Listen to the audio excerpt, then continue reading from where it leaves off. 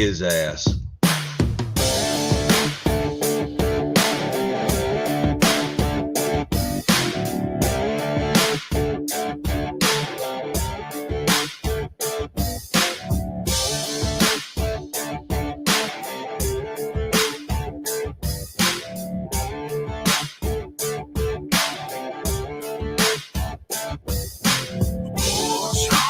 I've been known to sit on my porch all day long. Porch honky in my swing, and I ain't worried about a thing. Porch honky, all I need's a big old glass of cold sweet tea. Porch honky, doing fine, living life one day at a time. 1, 2, 3, one day at a time. Porch honky, sitting on my porch swing, waiting on that sunset to hear the coyotes sing. But in the meantime, it's the same routine. Sweet tea in my beat up jeans. Charlie Minus on the 6 string, picking a tune. Tracy Stone's doing his thing, skinning a coon. Dogs on the porch laid out by my feet, and everybody's head starts bobbing to the beat. Cars drive by looking at us kind of funny. Just some old porch honkies ain't got no money. Crops in the backyard, chickens in the front, slingshot shooting beer cans off that stump. And the black smoke coming from the smoker. Dinner time's close. Yesterday's hide hanging right on the post. Kick back, rocking chair, yeah, we keep it funky. And that's the definition of an old porch honky. Porch honky, I've been known to sit on my porch all day long. Porch honky in my swing, and I ain't worried about a thing. Porch honky, all I need's a big old glass of cold sweet tea. Porch honky, doing fine, living life one day at a time.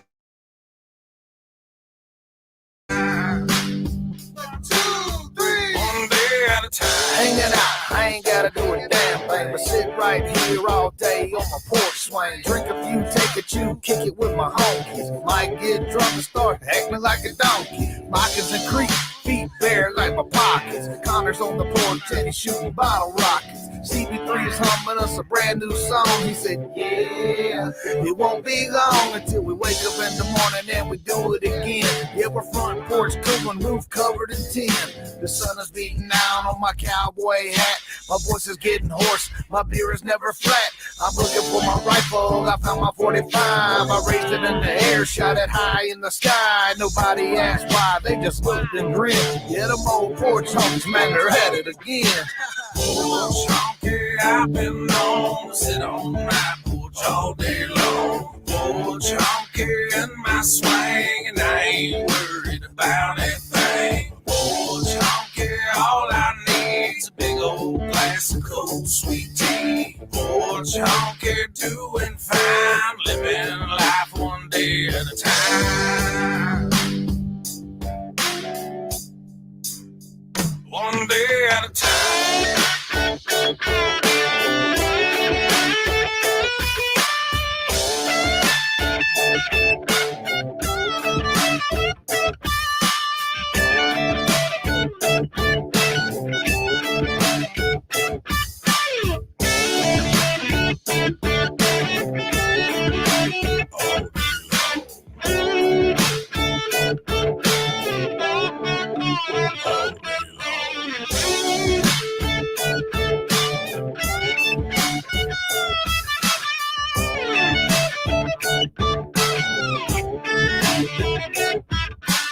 Porch honky, doing fine, living life one day at a time.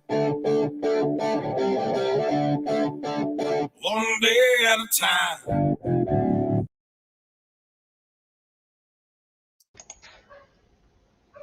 How you doing? I'm doing good. How you doing? How's everybody doing? Is everybody having a good Friday? How y'all doing? How y'all doing? Who we got up in here?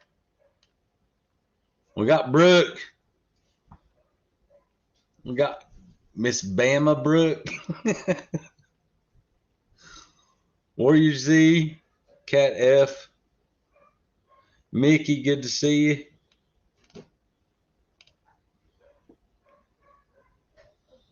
Oh, Aletta, how you doing? Hell, we got the chicks up in the house tonight. Oh my goodness. Oh, what's going on with Carmen, Sister Z? She's been sick. Oh, I hope she feels better. I got my coffee. How's it Get out taste? your phone. Get out No, your phone. excuse me, old man. I was about to pin up at the top of the chat to be sure to go and subscribe to the other one Oh, so we can get these. whose are we on? I don't have a clue. Right now we're on both. And we got 41 subs on Taylor and a little less than that on the Hillbilly Patriot. But because we have 2 strikes on Porch Honkies. You want to see that freaking ugly motherfucker? Well, you're on my channel too, so they have to see you anyways. We ain't got but 3 people watching. That's okay. But we're still in YouTube jail, and because we have 2 strikes, we will be streaming off of the backup channels here for a bit because we got to get at least one of those strikes knocked down before we can get into some stuff over there. Yeah.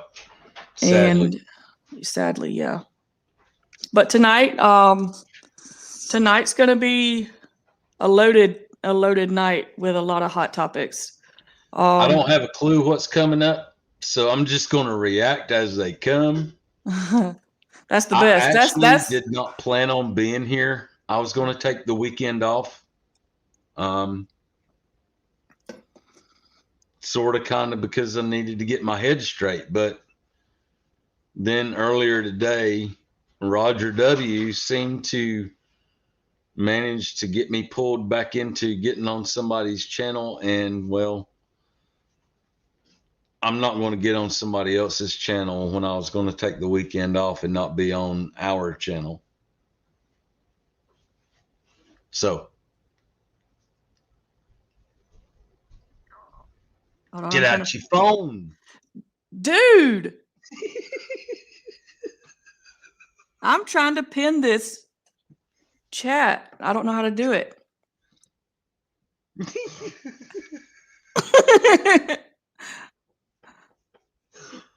Dude. Oh. How do I do it? I don't have a clue. What are you trying to do? Hey, Azraelina, how you doing? Hey, Kat. Joanne.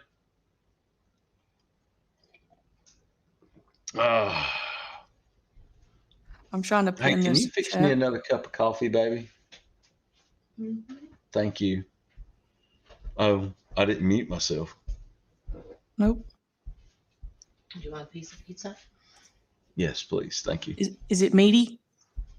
Is it meaty? Mm-hmm. Mm-hmm. I like meaty pizza. Oh, Lord.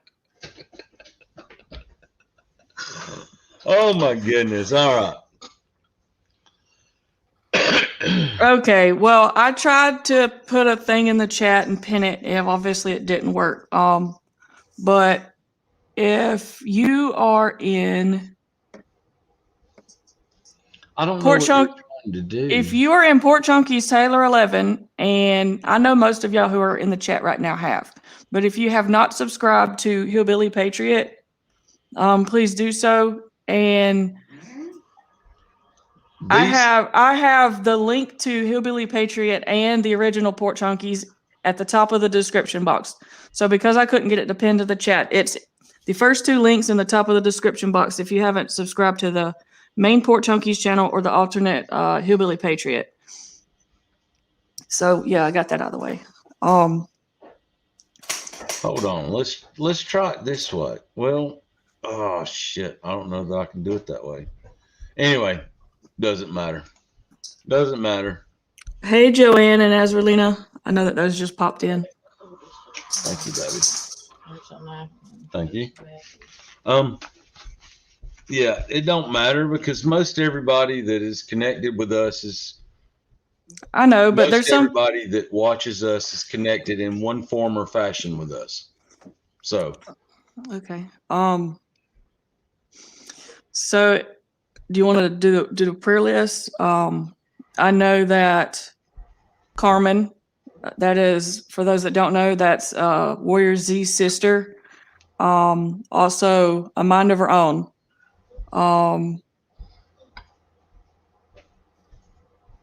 A mind of her own is having some issues and has been under the weather for quite some time. I ain't figured out what to call your dad yet. I call your mom Mama Tete, and then Aunt Roxy. I almost want to say, hey, Papa Munsey, but He goes I by don't want to be Butch. disrespectful by no means. He goes by Butch. Butch. Okay, I can handle Butch. So good to have you here, man. Kat, let's keep Kat in our thoughts as well. She needs some prayers. Boats had an issue that popped up yesterday.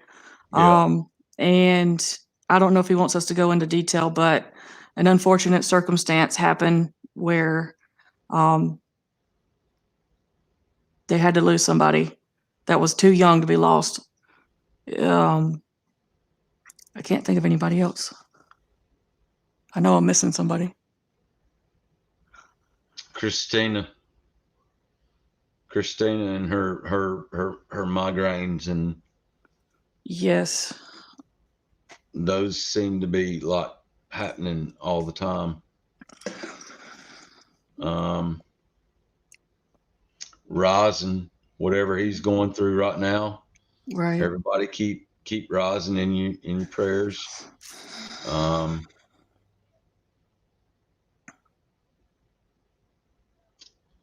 I think that's covered it, don't you think? I think. Oh, Nick. Nick. Yeah, she Nick's just got over. foggy-headed. Yeah, she just got over the cough, and now her kids have it. So. Oh, do the kids got it now? I know that Micah has it. Oh no. Hey, Survival. I can't. Hey, brother, if there's anybody else that y'all can think of, just drop a name in the chat, and we'll stop what we're doing to bring awareness to it. But other than that, I would just say add our country to the list. So, with all that being said, I guess we can go ahead and start. Wait a minute. I got to bring it back up here because your dad's hilarious. What'd he do?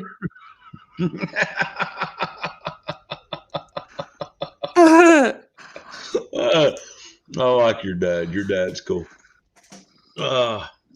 So, Nick is on date night tonight with her hubby. That's good. Great. That's great. Get some of that stress out. God knows there's enough stress for everybody. So, without further ado, you want to start off with the very first topic? Yeah, I'm trying to pull it up right now. Sorry, guys. I'm eating. I'm not shy.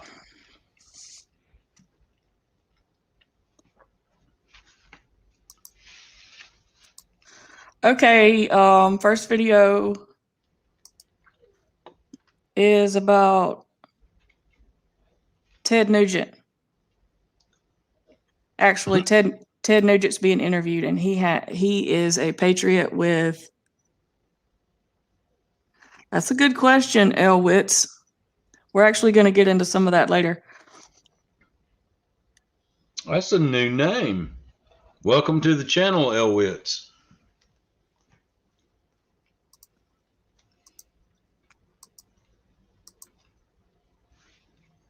Good question.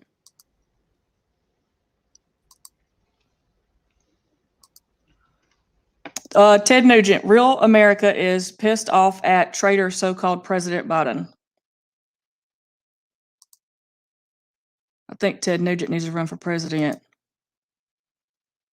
Like everywhere we look, Joe Biden is disappointing somebody, from his failed withdrawal from Afghanistan to his horrible southern border policies. Sleepy Joe is making things worse for Americans, and they've got something to say about it. Take a listen. Whoa. You're a mug for what you did to Afghanistan.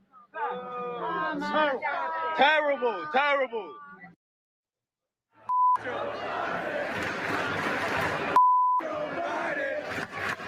Joining us to weigh in now what Americans really think is legendary musician, friend, and patriotic SOB, my friend Ted Nugent. Ted, we're hearing a lot of Joe Biden around the country lately. What's going on here?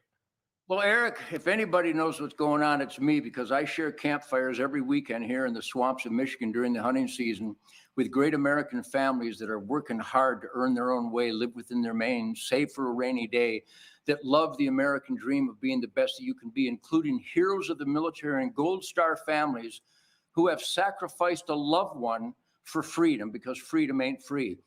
I hate to have to say this, but I hate evil and I hate treasons. And I'm afraid that's the way America's thinking now. We hate this guy. This is a bad man. This is a soulless man. Joe Biden and his gang violate their sacred oath to the Constitution pretty much every hour on the hour. And we have had enough. So that sentiment, that battle cry against this mean, nasty traitor in the White House, it's ubiquitous across this land. People in the asset column hate people who aspire to be in the liability column. And this so-called president commander-in-chief has pissed off the heroes of the military and their families, and all of us that know that that sacrifice is why we have an American dream. So he's dug his own hole, and all the hate leveled at this man and his administration, it's deserved. And that's heartbreaking, but true. You know, Ted, I just did a little mini monologue at the half there. I talked about how they promised to hunt down these ISIS-K killers, and then they killed the family. All of a sudden, where's the hunting down the ISIS-K killers that took out 13 of our service members? It's worse than that. We have a government. The executive, judicial, and legislative branches are supposed to be checks and balances. Now they're one big treasonous gang that are orchestrating the invasion of America. And everybody knows this, Eric. I watched your talking points, and they're right on the money. It's truth, logic, and common sense. And those of us that genuflect at the altar of truth, logic, and common sense, the 10 Commandments, the Golden Rule, the Constitution, the Bill of Rights, the work ethic, the man in the arena, we are absolutely pissed off to the worst degree in my 73 years. And this administration is the worst enemy of America. They're orchestrating the invasion instead of fulfilling their oath to protect America. It's unconscionable. Motor City, we have a border that's being flooded. We're on the heels of the worst military move in the history of military moves for America. And Biden goes to the beach and rides his bike, and Kamala Harris, the border czar, is flipping coins at a halftime or at Pause it. Oh, back it up. Yeah, back it up. My bad. I had it on the StreamYard. No, you're good. Yeah. Now pause it right there. Do you guys see this? That is a president that is defeated. That's an embarrassment. Get down, Zoe. That is absolutely an embarrassment. That is disrespect to the United States. That is what was voted in. No, it wasn't. Can you respect that? I can't. I don't respect that. I expect my president to be strong. If you stand so firmly in your decision at what you did, why are you looking defeated like you are right there at that moment? Why? I mean, hell, fire. At least if I pussify, I'm going to stand with my fucking head high and say, yeah, I pussied down.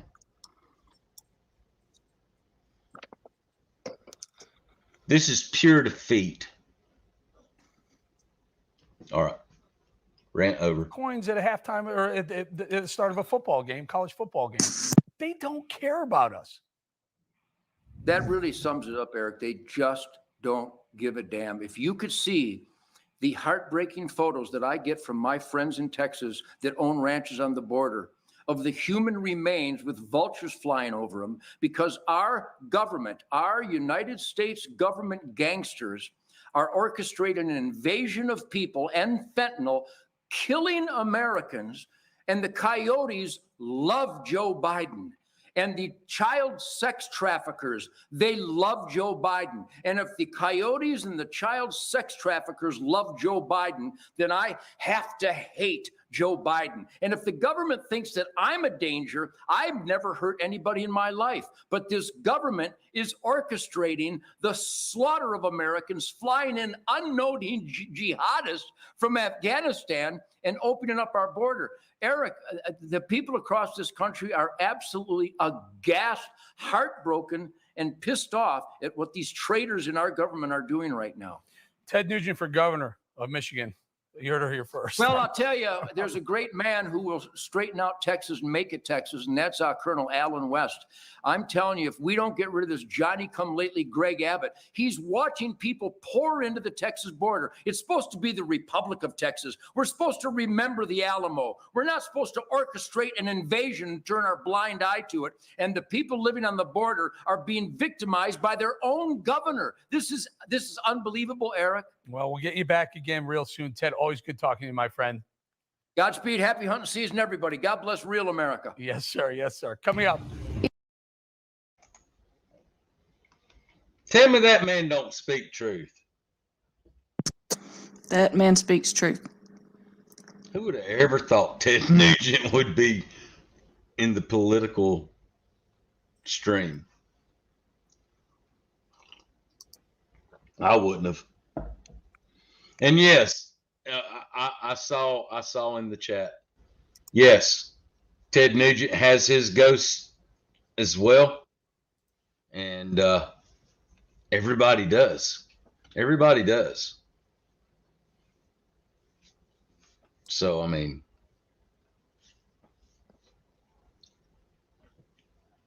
the border. Let's see everybody. Okay. Yeah. I got you. I'll wait a minute.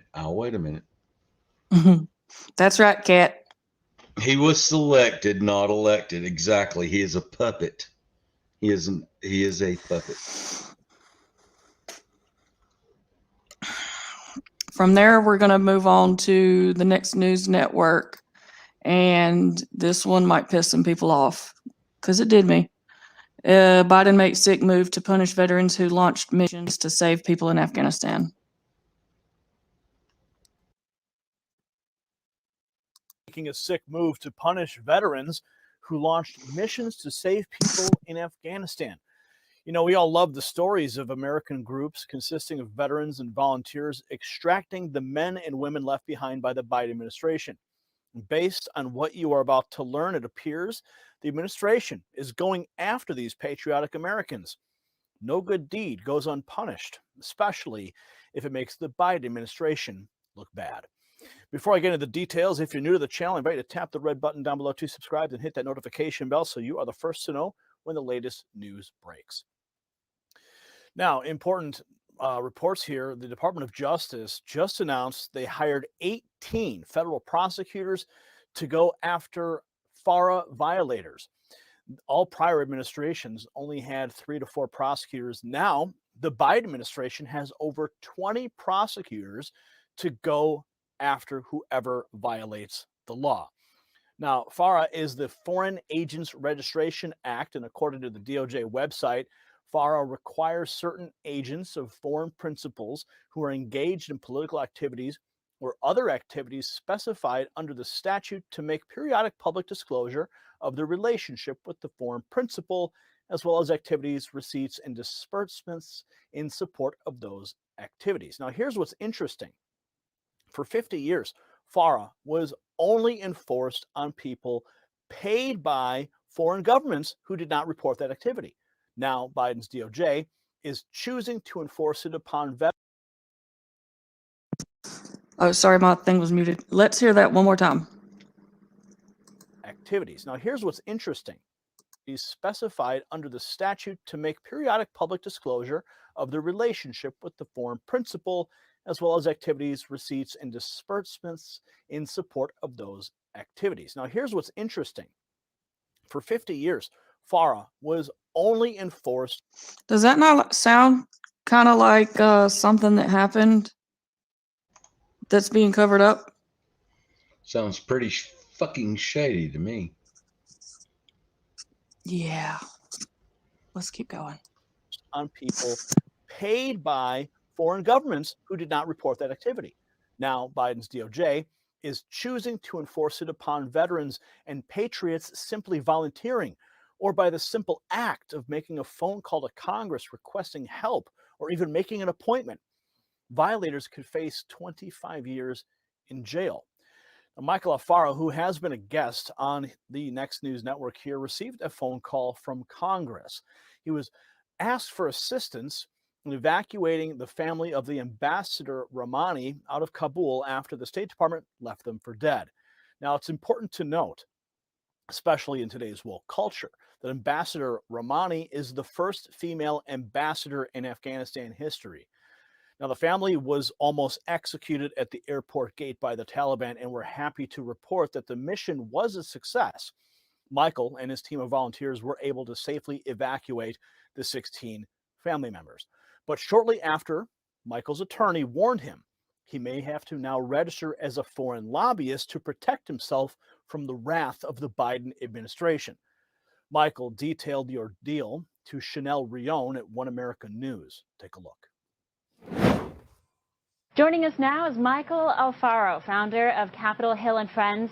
Michael, thank you so much for joining us. You have some very interesting points you've been raising awareness for with regards to the legalities surrounding private aid efforts, private rescue efforts involving Afghan allies and American citizens escaping the Taliban. What are some of the big issues you think these individuals could face when they come home? Let me break it down to you this way. If you had a friend overseas who is a veteran, and the veteran says, or let's say you have an Afghan translator, and the translator says, I need some help, I'm in some harm's way. He calls the veteran that he served with in America. That veteran phone calls his congressman and says, Congressman, I need to put him on the list. They're vetted. I fought with this man. He saved my life. Please, let's get him on the airport. Please, let's get him in a safe haven. Let's get him to America. And that congressman contacts the State Department, the DOJ, and makes sure that they're vetted and they're cleared and they get confirmation. And now we get to save that life. But the problem is if that veteran who's rushed in to help, even just calling his congressional office, he's in violation of the Foreign Registration Act, and he can be prosecuted. FARA. So he's in violation of FARA by picking up the phone and advocating for someone who's not an American citizen here. Yes. Anyone that picks up the phone and takes action on a foreign principal, it doesn't have to be a foreign government. It can be a foreign principal, and you don't have to get paid. It can be a volunteer. I got a phone call from a congressional office asking for additional help with the former ambassador Rahmani of Afghanistan. So made a few phone calls with a couple of good colleagues and good friends, and we were able to successfully rescue all 16 of our family members through a veteran organization and nonprofit organization, which was very successful. And after anything I do in Congress, I always run it by my attorney, and I let him know. And then he warned me, Michael, this is a dangerous area. This could be a violation of FARA, so we may have to file for this court as a foreign registered lobbyist just because you stepped up, you intervened, you took action with your team. And to make sure that you're not a liability, we have to go ahead and process you. Michael, I know you speak to a lot of officials here on Capitol Hill. Tell us what you're hearing on the ground when you raise this issue with congressmen and senators that you are in contact with. Well, From what I hear, there has been over 45 congressional leaders who have personally donated to these veteran groups, not realizing that they themselves are in violation of the Foreign Registration Act. Not they themselves are also in violation potentially of some of these banking laws. Michael, if what you're saying is enforced by the DOJ, this is an extraordinary situation. Most Americans watching this would assume that a U.S. congressman would not be in violation of FARA if they were helping a constituent, say a U.S. citizen, endeavor to help allies overseas. We're seeing the State Department ramp up and beef up more attorneys. They just announced they hired 18 more federal prosecutors on the Department of Justice because they want to target the Foreign Registration Act. And this is the number one goal and concern for the Biden administration. And they made it known to the public. They hired 18 new federal prosecutors, and they will go after every single violator. What I think what needs to happen is that the State Department, the Department of Justice, the DOD needs to provide a clear guidance for all these groups and a safe haven. Have you received any kind of response from the State Department or the DOJ about issuing guidance about this issue? Well, we have reached out, and many attorneys are looking at it and reviewing and meeting and looking at it. There is an issue with it. The question is how do we go about it? Do we write an amendment? If we write an amendment, the law won't be in effect until next year. So the only clear pathway is the State Department, the Department of Justice, the DOD needs to provide guidelines and a safe haven for all these groups. Michael, thank you so much for highlighting this issue. It's a sticky area for sure, so thank you for giving this attention. All the best. Thank you, Chanel, for having me.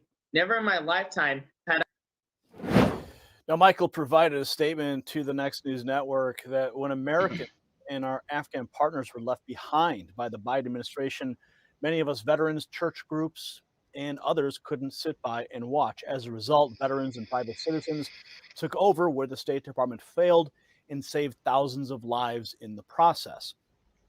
Michael Alfaro is now issuing a warning that he's concerned that the same bureaucracy that botched our withdrawal will punish the volunteers who rushed in to help.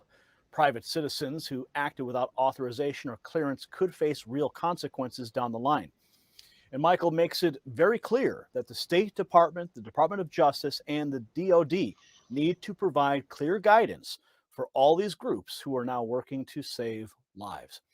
So when will Americans catch on to what the Biden administration is doing? They're doing everything they can to cover up their incompetence. It's sickening that now they are trying to do it at the expense of patriotic volunteers and veterans that risk their lives to go help the people that his administration left behind. It's really upsetting. So can I count on you?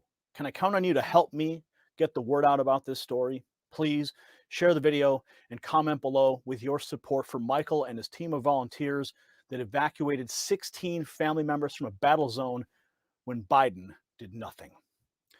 Comment below. We'll see you at the next report for the Next News Network. I'm Gary Franchi.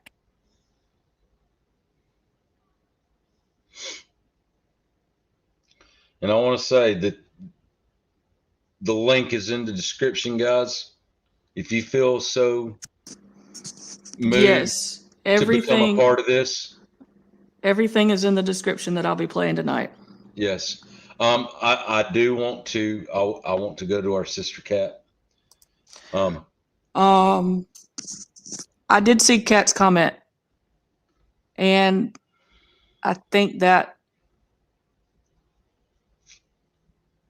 because I'm directly going through the State Department, it's different than me. You're going through the right channels instead of doing it personally like they did.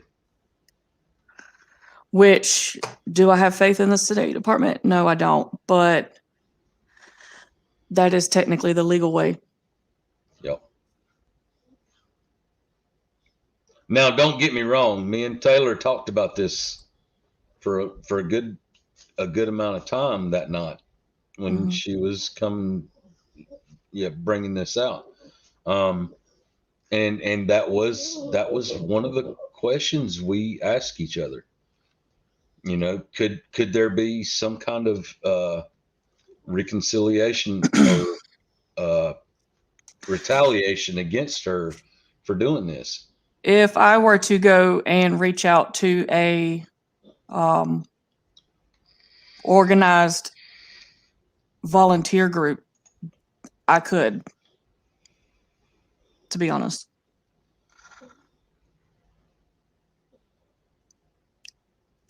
What are you reading? I'm noticing some new people showing up, and I really want to. I want to recognize them.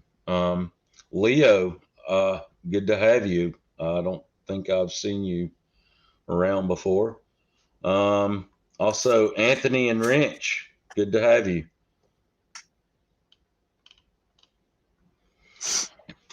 But you know, the sad part is what these veterans are doing on their own dime. That's true heroism. That is what Americans do.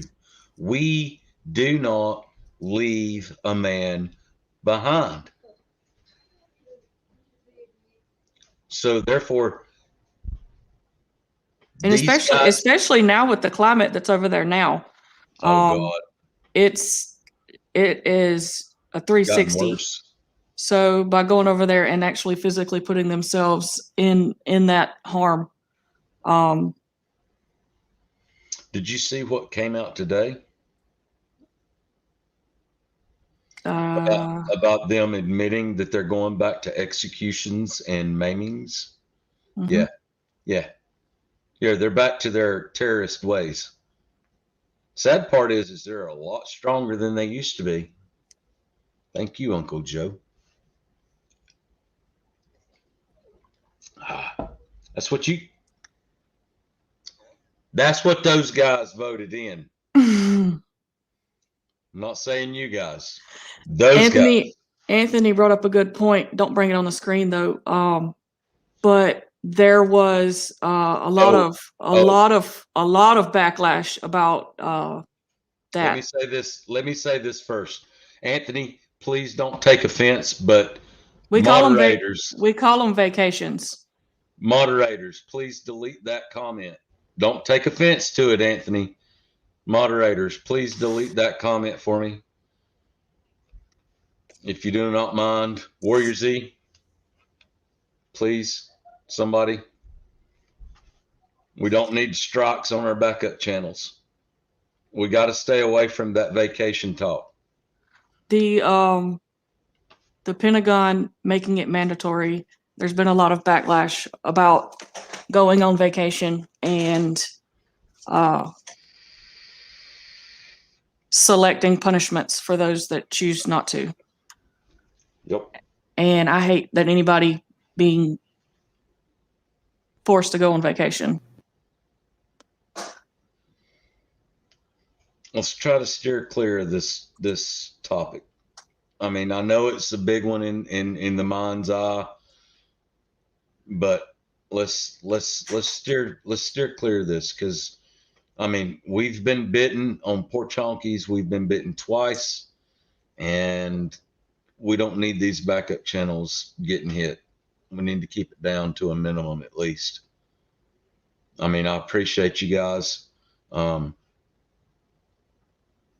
didn't want him banned or anything. We just wanted that. No, don't ban him. But did they ban him?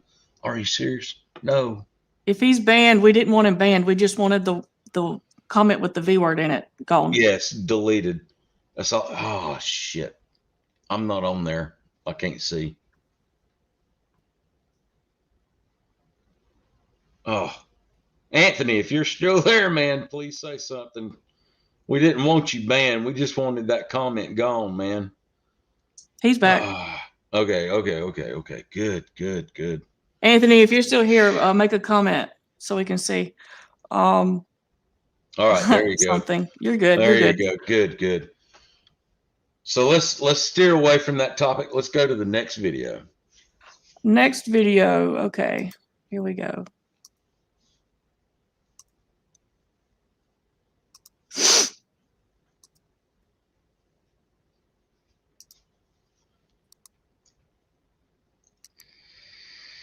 Outraged over Biden's new defense deal. France cancels big DC bash. You don't piss off your friends. No. Shut him up before he goes off. Deal. France cancels big DC bash. Welcome back to the nextnewsnetworks.com. I'm Elijah Schaefer, the host of the Blaze TV show, Slightly Offensive, and I'm currently filling in. Don't forget to subscribe by hitting the red button below and turning on the bells so you're the first to know when the news breaks. Before I get to that report, I need to tell you about Apple because they've just announced a controversial new security update. The tech giant stated that they will scan every iPhone, iPad, and Apple computer connected to iCloud for illicit materials. Apple isn't the only company doing this. Most tech giants, they breach your privacy in multiple ways, but you can fight back by using a VPN. With Virtual Shield, you can hide your identity and keep your information secure while browsing the internet. So take advantage of 50% off with an extended 30-day money-back guarantee by visiting hidewithgary.com or by clicking the link below. Now back to the news. Well, Leah Berkaukis from Town Hall reports that livid with Joe Biden for cutting them out of defense agreement with the Australia and the UK. French officials canceled at the last minute a Friday gala that was supposed to celebrate U.S.-French relations at the embassy in Washington. This is so bad. The U.S., Australia, and Great Britain announced a three-way agreement on Wednesday that will help Australia counter any aggression from China in the region. The U.S. will provide Australia with nuclear-powered submarines, which French officials have called a stab in the back. Now, White House Press Secretary Jen Psaki tried to downplay the rift, telling a reporter to ask Australia about why they sought new technology. We don't see this from our end as a regional divide. We see this as areas in security issues that we want to take on together, she said. Listen. The other country reacting strongly to this is France.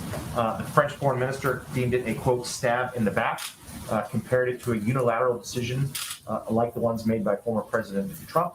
Just now, France has canceled a gala here in Washington that was meant to celebrate friendship with the United States.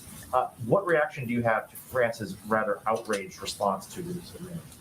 Well, I would first say that we value our relationship and our partnership with France on a variety of issues facing the global community, whether it's economic growth or whether it's the fight against COVID or addressing security throughout the world. And that has been a long-standing partnership for many, many years. I would leave it, of course, to our Australian partners to describe why they sought this new technology and why they pursued this technology from the United States. As you know, part of their issue is that there was a purchase of technology from that Australia had made with the French. But we'll let Australia speak. I don't believe anything she said. I can't stand hearing her even talk.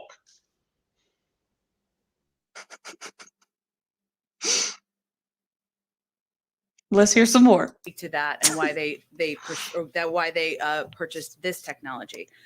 We cooperate closely with France, as the president said yesterday. We have a range of shared priorities in the Indo-Pacific, and that will certainly continue. We don't see this from our end as a regional divide. We see this as areas and security issues that we want to take on together. Last one, and I'll hand off. On the same subject, the French have also said that this is undermining relations with the U.S. and its European partners, and they said they were blindsided by this deal. Did President Biden or administration convey ahead of time to France that this was coming? Do they plan to speak today?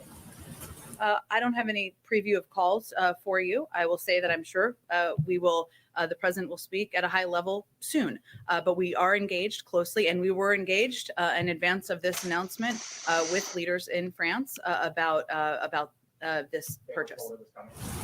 They were aware in advance of the announcement, yes. This brutal unilateral.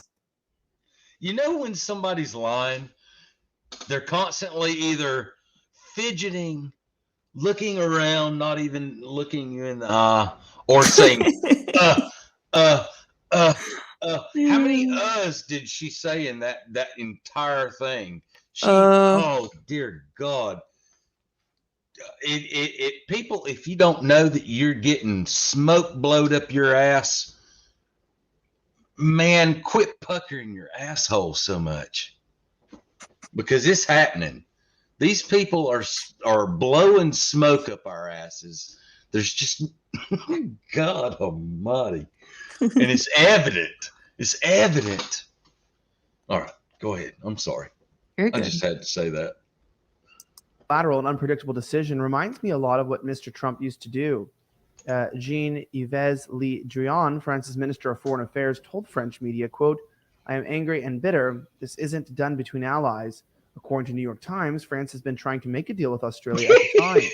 Quote, "We had established a relationship of trust with Australia. This trust has been betrayed," Le Drian said. And it's true. Watch as the West crumbles before our very eyes. It's sad to see. For the nextnewsnetwork.com, I'm Elijah Schaefer of Blaze TV. Have a good night. Thank you. Did you see Joker? Well, look at what Fetty just put. Oh, bend over and grab him. Oh, dear God. Damn, did we drop the soap in the shower? Shit. Oh, my God. People. I would like to think that people are awake to the fact that we're being taken for a fucking ride. And it's not an enjoyable one. That's an understatement. Oh my God. Good to have you here, Fetty. Good to see you, Deplorable.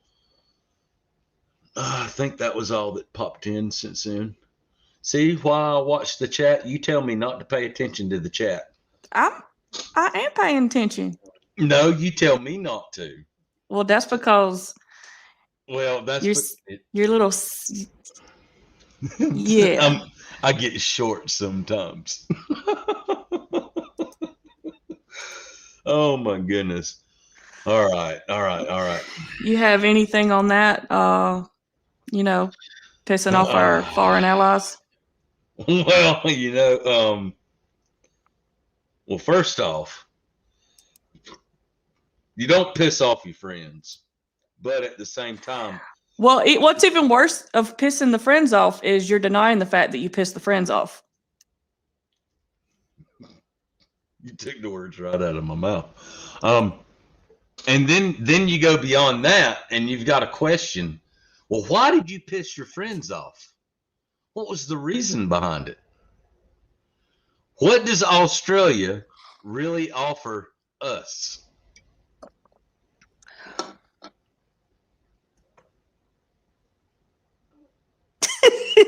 Can anybody come up with anything that Australia offers us?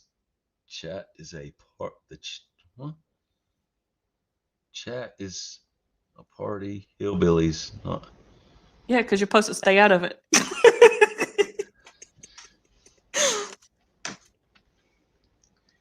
Kiss it. I'm gonna stay in that chat. But what does Australia offer the United States for us to give them subs? Really, what do they offer? Right now, communism. Well, that's what they're showing. Yes, that's exactly what they're showing. I mean, yep, currently, yeah. Yes, but I mean, strategically. Well, strategically, we can see a benefit. Strategically, but you see who? Okay, so Alita just brought up a good point. Look who's been trying to take over. Australia. China's already there on the coast because they have a free. What is that? What is that naval base? What are you giggling at? Kangaroos taste like chicken. Every fucking thing tastes like chicken. Oh my God. See how y'all do, man? I just lost all track of what I was thinking. We were talking about Australia and China. Well, it's a strategic strong point as far as the United States with China. But so is Taiwan. Why are we not sending troops into Taiwan? Are we afraid of China? Are we afraid of them? Really? I mean, we've got we lost our advantage by pulling out of Afghanistan completely. Yes, we did. That was because now China has moved in.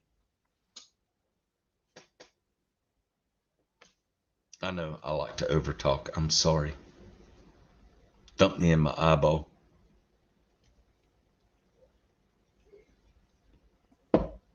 I don't mean to do it. You're good. Hey, So dedicated. Next we're going to be going to a sensitive subject. It's Gabby Petito. I'm going to go take a bathroom break while this is going, but I promise you, I have something to say about this.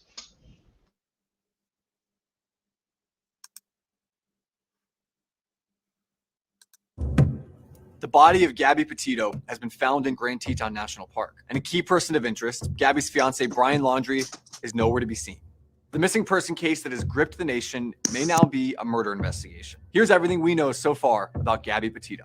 Starting in July, Gabby Petito and Brian Laundrie were traveling across the country and living out of their van. The journey was meant to be an enjoyable summer excursion full of national park visits and time spent together. The couple's idyllic life of travel, though, was not without serious bumps in the road. Police in Moab, Utah said that on August 12th, Gabby and Brian had been in some sort of altercation, even though, quote, they reported they are in love and engaged to be married. Police questioned both Gabby and Brian at the time, but ultimately no one was arrested and no charges were filed. Authorities concluded that it was more of a mental health crisis than a domestic assault, with Gabby as the supposed aggressor and Brian as the supposed victim. But one 911 caller from that same day reported that he witnessed a very different story, a domestic abuse incident. The caller said that a man had been hitting a woman. Grant County Sheriff's Office, and I'd like to report a domestic dispute.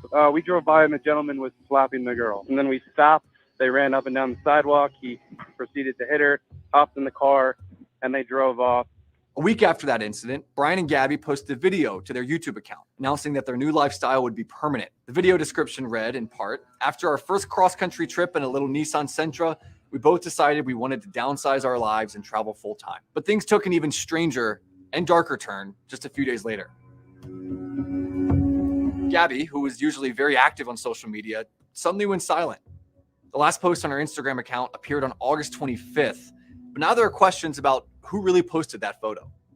And around August 27th, Petito stopped communicating with her family, and the pair stopped posting to social media altogether. On August 30th, Petito's family received the last text from Gabby's phone.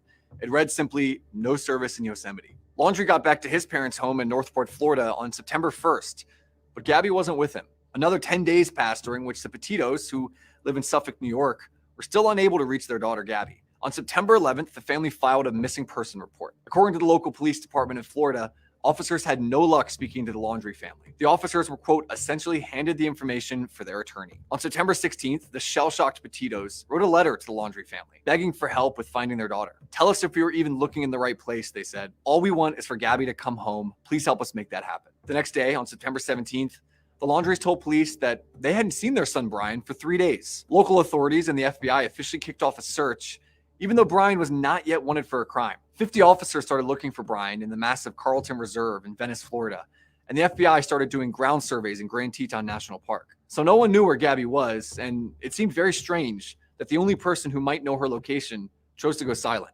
But law enforcement had a few leads. A TikTok user said that she and her boyfriend had met Brian in the north part of Grand Teton. He'd allegedly offered them $200 for a ride out of the park. He approached us asking us for a ride because he needed to go to Jackson. So I said, hop in. He hopped in the back of my Jeep. But before he came in the car, he offered to pay us like $200 to give him a ride, like 10 miles. So that was kind of weird. And in late August, a family of YouTubers had been recording their journey through Grand Teton. After the mother heard about Gabby's missing person case, she checked their GoPro footage. And sure enough, they had passed a white van matching the description of Brian and Gabby's vehicle. Finally, on September 19th, the Petito family received horrible news. Not too far from where that family had driven past the white van, the FBI discovered human remains that matched Gabby's profile. The next day, Brian's parents were questioned in their home by the FBI. Officers then executed a warrant and searched the home for hours. Brian is still missing, and the police are searching the now closed nature reserve. Police are also investigating a trail cam photo showing what appears to be Brian walking through a wooded area in the early morning hours of September 21st.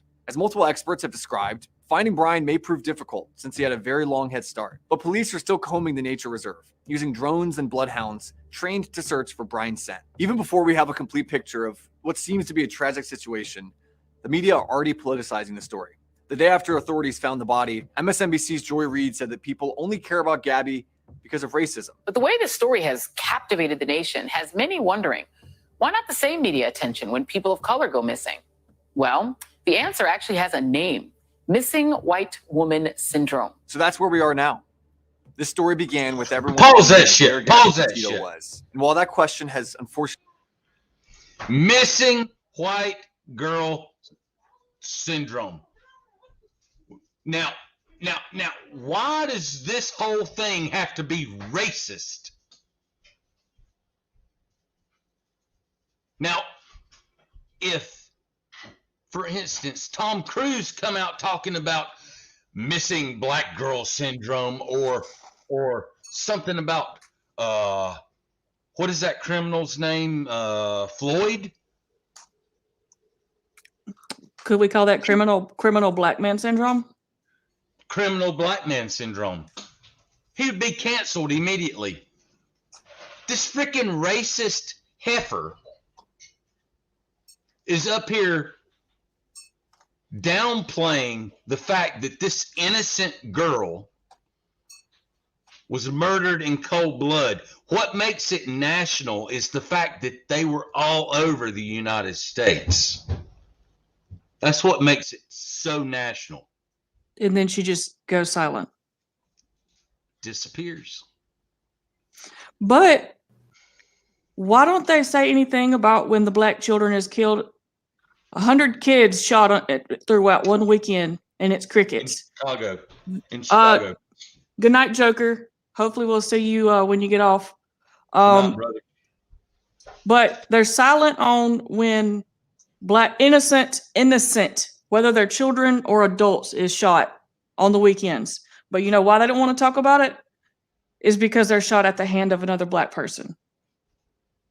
Same reason why they don't talk about missing black women is because 9 times out of 10, it's a black man that had apprehended and kidnapped the individual. So if they bring light to a missing black woman or a shot black child, they would have to highlight the fact that a black person committed a crime. That's why it's silent. Hellfire. The entire freaking mainstream media was silent when a white child was cold-bloodedly murdered by a African American man. He was shot in the head. Mainstream media didn't want to say a fucking thing. And they told us we had no grounds to even say anything because the guy got apprehended. Okay, so why did y'all continue for a solid year on George Floyd when the cops were apprehended? A criminal got apprehended and fought against the cops. Look, I might not be the smartest motherfucker in the world, but by God, when the cops have got me, I know when it's time to get on the ground. Because I know that if I've done something, they've got their guns on me. Comply or die. You have 2 options. That's exactly right. Comply or die. And that's how it is. You break the law. What the fuck is wrong with the mindset of America nowadays? You break the law, you are going to serve the consequences. If you fight against it, those consequences may be life-threatening. Exactly. Yes, Cannon. Y'all motherfuckers say his name. Killed in cold blood. Shot in the head. Did Joy Reid forget that she is the media? Joy Reid thinks she's God. Excuse me, goddess. Let me get my pronouns right. fuck her. This shit is ridiculous. How the United States is so fucked up in the head that they don't see the hypocrisy that is right in front of our eyes. They want to scream, everything is racist. Everything. The horses that the Border Patrol are riding, that is racist. That is bullshit. Oh, we gonna get into that. Everything is racist, and I'm sick of it. I'm sick of it. And if I've got to pull my motherfucking white privilege card, motherfucker, I will. It won't get as far, though. I'm not that privileged. It'll decline. It'll be declined. Insufficient funds.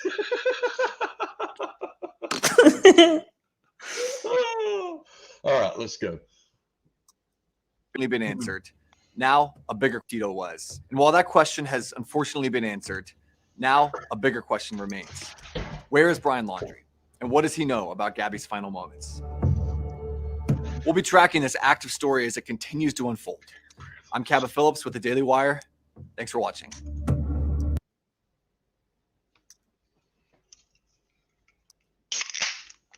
Bear privilege. That's right. Although I'm drinking alone tonight. Damn it, heifer. Who? You ain't drinking yet. Not yet. Larry Elder is the black. Yes.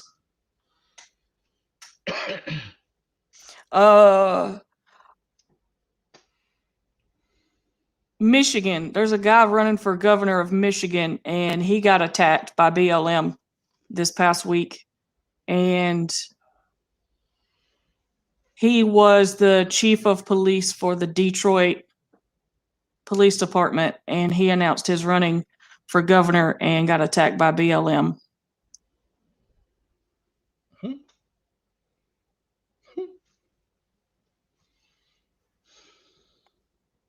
And all of this shit's okay. It's all right.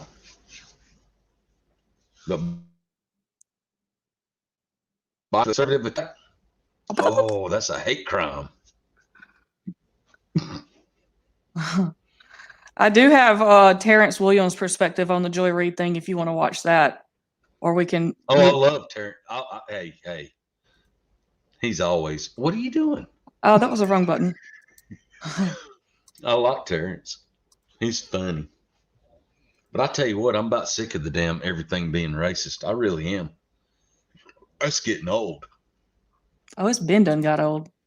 Yeah.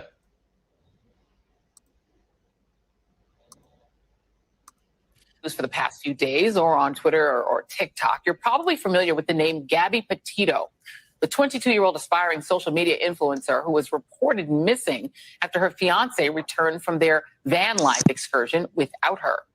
On Sunday, human remains believed to be Petito's were found in a national park in Wyoming. An autopsy is scheduled for tomorrow to confirm the identity. Now, it goes without saying that no family should ever have to endure that kind of pain. And the Petito family certainly deserves answers and justice. But the way this story has captivated the nation has many wondering, why not the same media attention when people of color go missing? Well, the answer actually has a name, missing white woman syndrome, the term coined by the late and great Gwen Ifill to describe the media and public fascination with missing. Joy, you're the media. White women like Lacey Peterson or Natalie Holloway, while ignoring cases involving missing people of color. What? Joy, what in the world are you talking about? What are you talking about? Please explain to me what this guy said. What does this have to do with race? What does this young woman going missing, no longer here on this earth anymore, have to do with race? What does this have to do with color? This has nothing to do with color. Nobody's thinking about the color of this woman's skin. People saying she matters because she's human, not because she's white. Don't nobody care about the color? How would you feel somebody you love went missing and then come to find out that they passed away? How would you feel? And then people on TV start making it all about race when it has nothing to do with race. How would you feel, Joy? You are absolutely pathetic. You are absolutely disgraceful. How dare you make this woman's death about race, about color? How would you feel if this was your daughter? How would you feel if this was your sister and somebody on TV made their death about race? 100. There you go. How would you feel? You wouldn't like it, would you? I bet you wouldn't like it. Something is really wrong with you. Something is absolutely wrong with you. You don't belong on a news channel. This is not news. This is you being petty. This is you being messy. This is you playing the race card, playing the race game. You have absolutely lost your everlasting mind. Something is wrong with y'all. Something is really, I don't see how y'all sleep at night. I don't see how you sleep at night. How in the world do you sleep at night? How do you sleep at night? How do you think her parents feel about you making her disappearance about race? Take it. Man, get out of here.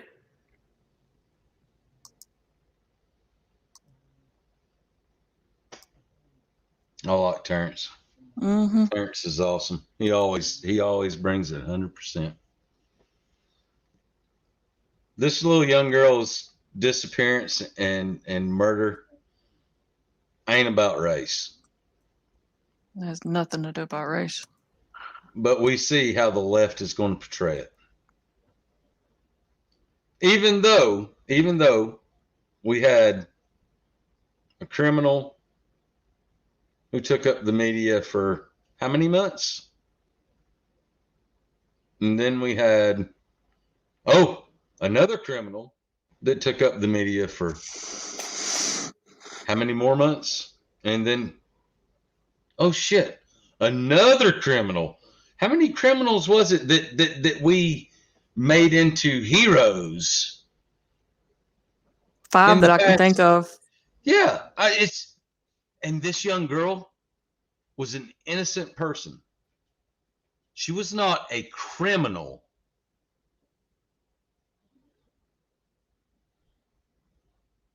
She went missing across country from where she lived. Comes out, fiance killed her. Well, suspectedly killed her. Someone brought up a good point during this week that a lot of these missing persons cases that in the Black community that does go unsolved, there's a difference between a runaway, and I'm not saying white folks don't run away, but what I'm saying is a reported runaway and a reported missing persons is two different things. Being a missing person of a kidnapping and being a person who left your home and haven't been seen. And a lot of these instances with Black people is that they're running away from home as children.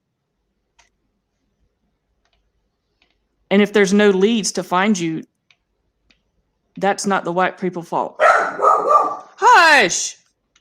Wait a minute. I want to say that I thought I saw Aunt Roxy's in.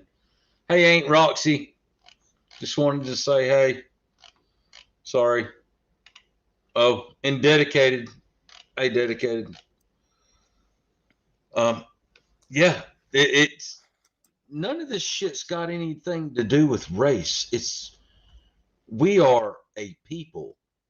And when I say a people, I don't give two shits where you cut a motherfucker. I don't care what color their skin is, no matter what. They're going to bleed red. We are all American. We are all human. Wait. What?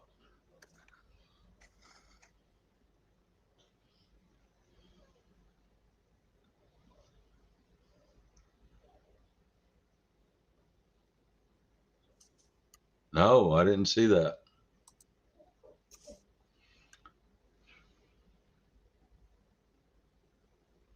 I haven't heard that. I haven't heard that either. I haven't seen anything about that.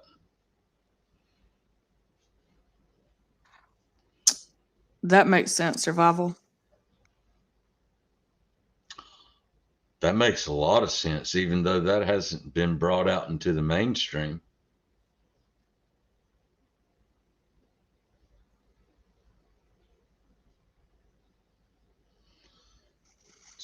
And just let's go back to the video. Bitch, who the fuck are you to sit there and just take a innocent person's murder and turn it into race? Oh, well, she's getting more airtime. Bitch, she's dead. Can you give some sympathy, some empathy? I know nobody likes that word, but in some cases it fits.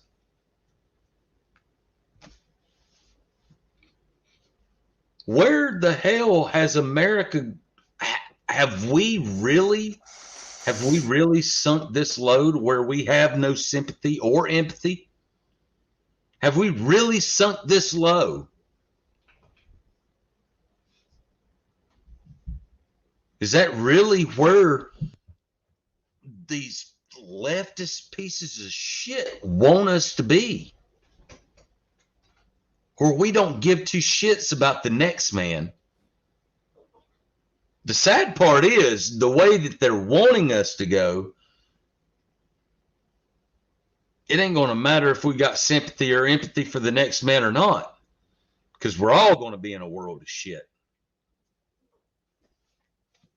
You ain't going to have no freedom. You're going to do what they tell you to, or you're going to fucking be killed. Oh, fuck. Donna Womenhead was running her mouth.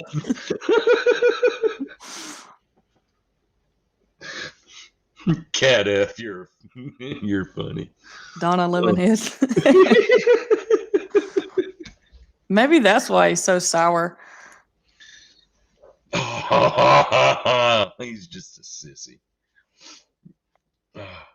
Oh, wait a minute. What do you call that? I was being it's not racist. What is it called when calling for what he is, being a sissy? Well, they would say homophobe, but I don't think it's a homophobic slur. I'm not afraid of homos. Homos, sissy just means not manly. So you can't, it's not technically. It's a girly man. He's a girly man. He's a bottom.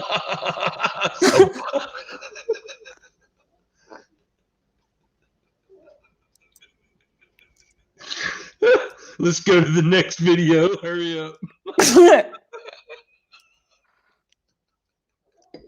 I'm good. Mute. Yeah, okay. The only word I can use is chaotic. It was a chaotic scene at the White House yesterday. The president was meeting with Britain's Prime Minister, Boris Johnson. Now, when Johnson asked if he could take a few questions from the British press, look what happened. Roll it. Would it be okay if we just have a couple of questions, just a couple of questions? That's the.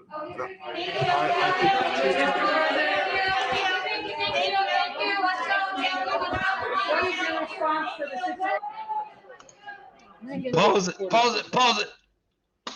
Now tell me that ain't a freaking slap in the face to the British. Well, it's also raising awareness to the American reporters because they're seeing, you see, look what's on the screen. This is absurd. British reporters get questions. We didn't get any.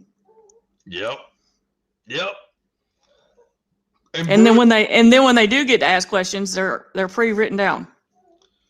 Of course they are, so that they can pre-screen them and give him the answers.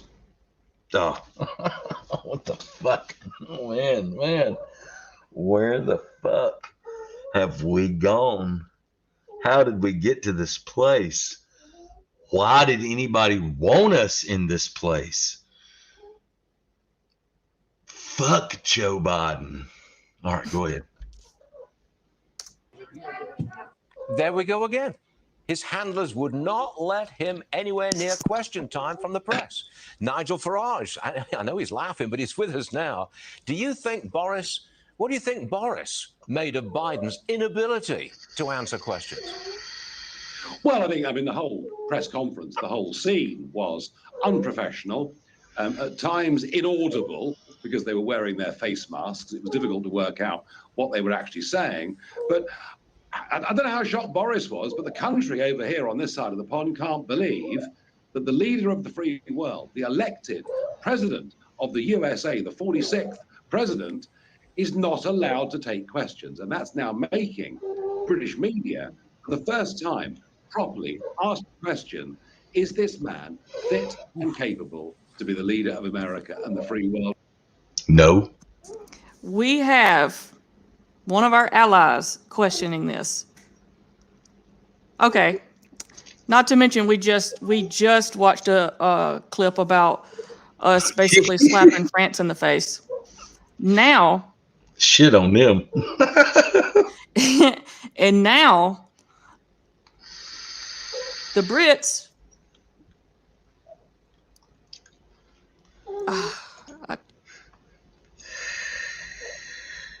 I don't know. This country is no longer the country that it used to be. We need to make sure we're all pulling 360 security, because we're exposing ourselves for the weakness that we've become. And I'll leave it at that. Yep. We really are shocked because, Stuart, as you well know, in this country, prime ministers are questioned in the House of Commons openly every week. Prime Minister's Questions, which is a great piece of theatre. They're questioned by the media. They hold regular press conferences. We just can't believe that Joe Biden is not allowed to answer questions. And today we learn that even the few sentences that he spoke in that get-together were scripted for him, word by word, and read by him, reading off his knee. I mean, it really is shocking that America is led by this man. Yeah, it is indeed, Nigel. I want to turn to this mixed messaging that we're getting out of the White House. There's this mask. Have we got the mask stuff for us, please? Yeah, mask. Oh, there's mixed messaging over masks. It's coming from the White House. Vice President Harris took a picture with Boris with masks on. Then Boris and Biden took a picture with their masks on. Then the president and prime minister were both wearing masks again during their meeting. Yeah, what the fuck is that, man? And now they're real close to each other, no masks. This is a message for Brits. This is not how you message, is it? No, it's incoherent. It doesn't add up. And if you juxtapose one picture with another, you ask yourself what the hell is going on. But I mean, that's the impression I get with the whole administration, that it's just all over the place. And maybe that's why it's losing support in the polls. No one quite knows what it stands for. So I have to say, you know, in terms of choreography, in terms of imagery, in terms of professionalism, I think really, you know, the Biden administration, the White House have showed themselves in a bad light. In terms of substance, well, I think what we've really learned in the last few days is that Joe Biden does not like America's closest ally. And we've been your closest ally for well over 100 years. He doesn't like us. There is no progress on a trade deal, no comprehension of what's happened with Northern Ireland effectively being cut off from the rest of the UK. And now, before Boris Johnson even gets on the plane back to London, a stab in the back as Biden announces a vaccine deal with the European Union that doesn't include the UK. So we know where we stand. We know that Biden doesn't like us. We know that he's pursuing the philosophy of Obama, which was that if we voted Brexit, as far as he was concerned, we'd be at the back of the line. And I'm sad that's where we are. And I'm sad, not just culturally, not just historically, but in business terms. You know, we are still the biggest foreign investor in the US. The US is still the biggest foreign investor in the UK. We share so much in terms of business. There's so much more we could do. And yet Joe Biden is prepared to put his own prejudice, his own globalist prejudice, ahead of the interests of American business. Shocking. Thanks for your... I've got a question. Kind of similar on kind of on the same path. How does Jill Biden feel about the man that she's married to, and she has pushed into this public light and allowing him to be just destroyed by the world at his incompetence, She's in it for the money and the recognition.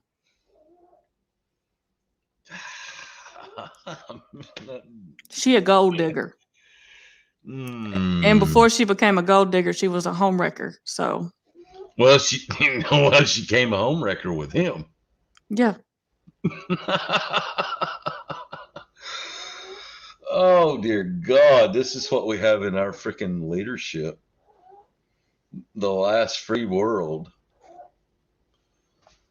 Oh, yes, I agree, Cat F. Elderly abuse. I agree. I agree 100%.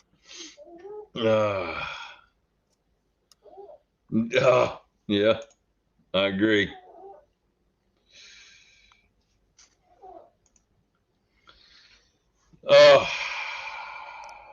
Only shared that because Taylor said, keep your head on a swivel.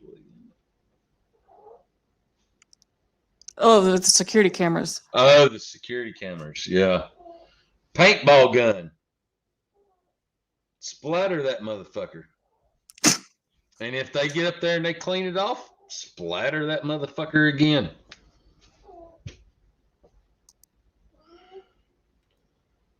the fuck is going on with our country? Jesus Christ. Is that Sammy? It is. She's snoring. She's laid back on the back of the couch, just ripping them up. My dog snores like that when her tongue's hanging out. Bridget, sometimes she has to throw her out of the bedroom and close the door because she snores so loud and she's on a conference call. And they're all like, mute her. I can hear him snoring. Sadly, it's a her. Term limits. Yeah, I agree with term limits. Congress absolutely needs to have term limits.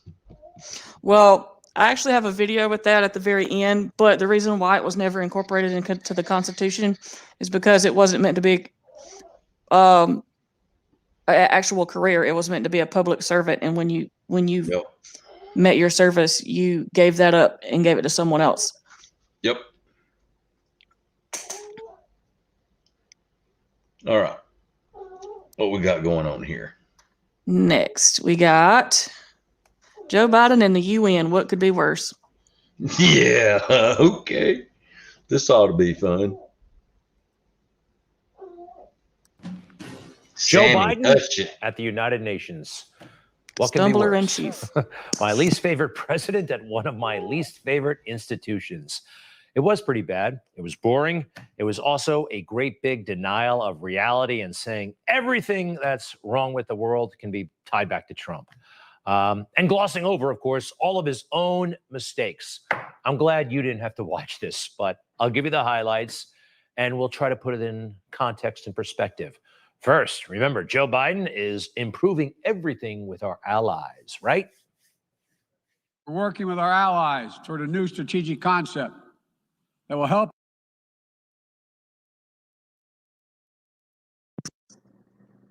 Did you hear me? No, we didn't hear you. You Oh, had my your bad. thing up. Allies, just remember, all lies, everything he says. Our alliance better take on evolving threats of today and tomorrow. We renewed our engagement with the European Union, a fundamental partner in tackling the full range of significant issues facing our world today. We elevated the Quad partnership among Australia, India, Japan, and the United States to take on challenges ranging from health security to climate to emerging technologies. Everything's beautiful. It's not beautiful. Our oldest ally in the world, France, just pulled their ambassador. This is elementary stuff that he screwed up big time. The fake news isn't highlighting it. We entered into a deal with Australia that we probably should not have. And much of the world is angry at us right now. But America's back because Trump is gone. The French are incensed. You know, every detail of the story is totally astonishing. And I'm not going to go back to the fact that our closest allies have been plotting in our back, not only to get a contract that we had, but also to kick us out of a strategic partnership. And it was done in a most inelegant, brutal way. Inelegant and brutal. The United States was inelegant and brutal under Joe Biden. I thought that was Donald Trump's style, right? Remember Donald Trump? He was so mean to our allies, pushing them out of the way as he got to the front of the crowd. By the way, I loved that when it happened. Donald Trump, when he sat there all stubborn, demanding that NATO pay their fair share. I love that when it happened. Remember Angela Merkel, how mad he was at him? Those were truly the good old days. Joe is pretending that he's handling the basics. He is not. There are some other odd themes of his talk today at the UN. Will we affirm and uphold the human dignity and human rights? We hear a common cry, a cry for dignity, simple dignity. Partner with them to find ways to respond that advance human dignity around the world. The future will belong to those who embrace human dignity. Dignity, dignity. Whenever he talks about dignity, my mind goes immediately to this. But I tell you, if you have a problem figuring out whether you're for me or Trump, then you ain't black. Okay, that's that man has dignity. You don't, Joe Biden. Who talks like that? You do. You know what came through today? All this stuff is pablum, really, from Joe. They're trying to talk about a new Biden doctrine. There's not. It's just mean Joe trying to put his mediocre administration into some positive light. Joe does not care about dignity. He gets into fights with strangers all the time. He's just basically telling the world, we're going to go back to what we used to do. We're going to go with the flow. We are re-engaged at the World Health Organization and working in close partnership with COVAX to deliver life-saving vaccines around the world. Phew, thank goodness, the World Health Organization. When have they been wrong before? What the for fuck most is of the past COVAX? year and a half. These guys have been wrong on everything. But the World Health Organization has it's a pretty snazzy title, right? You know who saw through it ultimately? President Trump. Whatever you went through before you joined our family, it hurt you. Who are you talking to? Are you not logged into my channel? I feel very badly about the World Health Organization, but it's been a tool of China. It's been, as I say, totally China-centric. You take a look at everything that's happened, they've been wrong. I was all for it at the beginning. What do I know? I walked in, I said, World Health Organization, isn't that wonderful? And then you start to see all the mistakes. All their mistakes, like they were against actually curtailing travel from China. They actually let China off the hook when this started, when we all know now that China is responsible. There were a lot of mistakes from the World Health Organization. We did have a president once who was not afraid to call it out. Joe Biden is probably afraid to not go along with it because he's compromised. That's my sense, by the way. Anyway, back to the speech.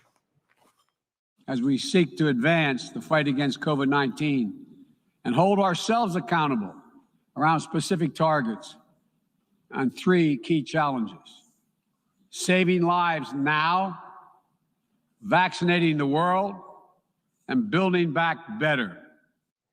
Angry, right? Saving lives now, vaccinating the world, building. All right. Also, you know, I'm not going to say it, but organization why problems push there. it Also, so don't be hard? fooled. Why push it so hard? We don't need to get on this, because just saying, why push it so hard? Why are you slamming it in our face to the point of mandating it? Something weird about it. Just saying.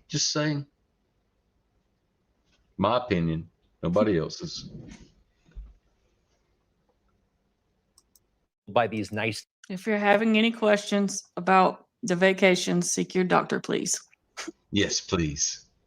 Titles. Joe Biden apparently is the Human Rights Commission. Sounds great, right? We're running to retake a seat in the Human Rights Council next year at the UN. Human Rights Council. Well, don't be fooled by that beautiful name.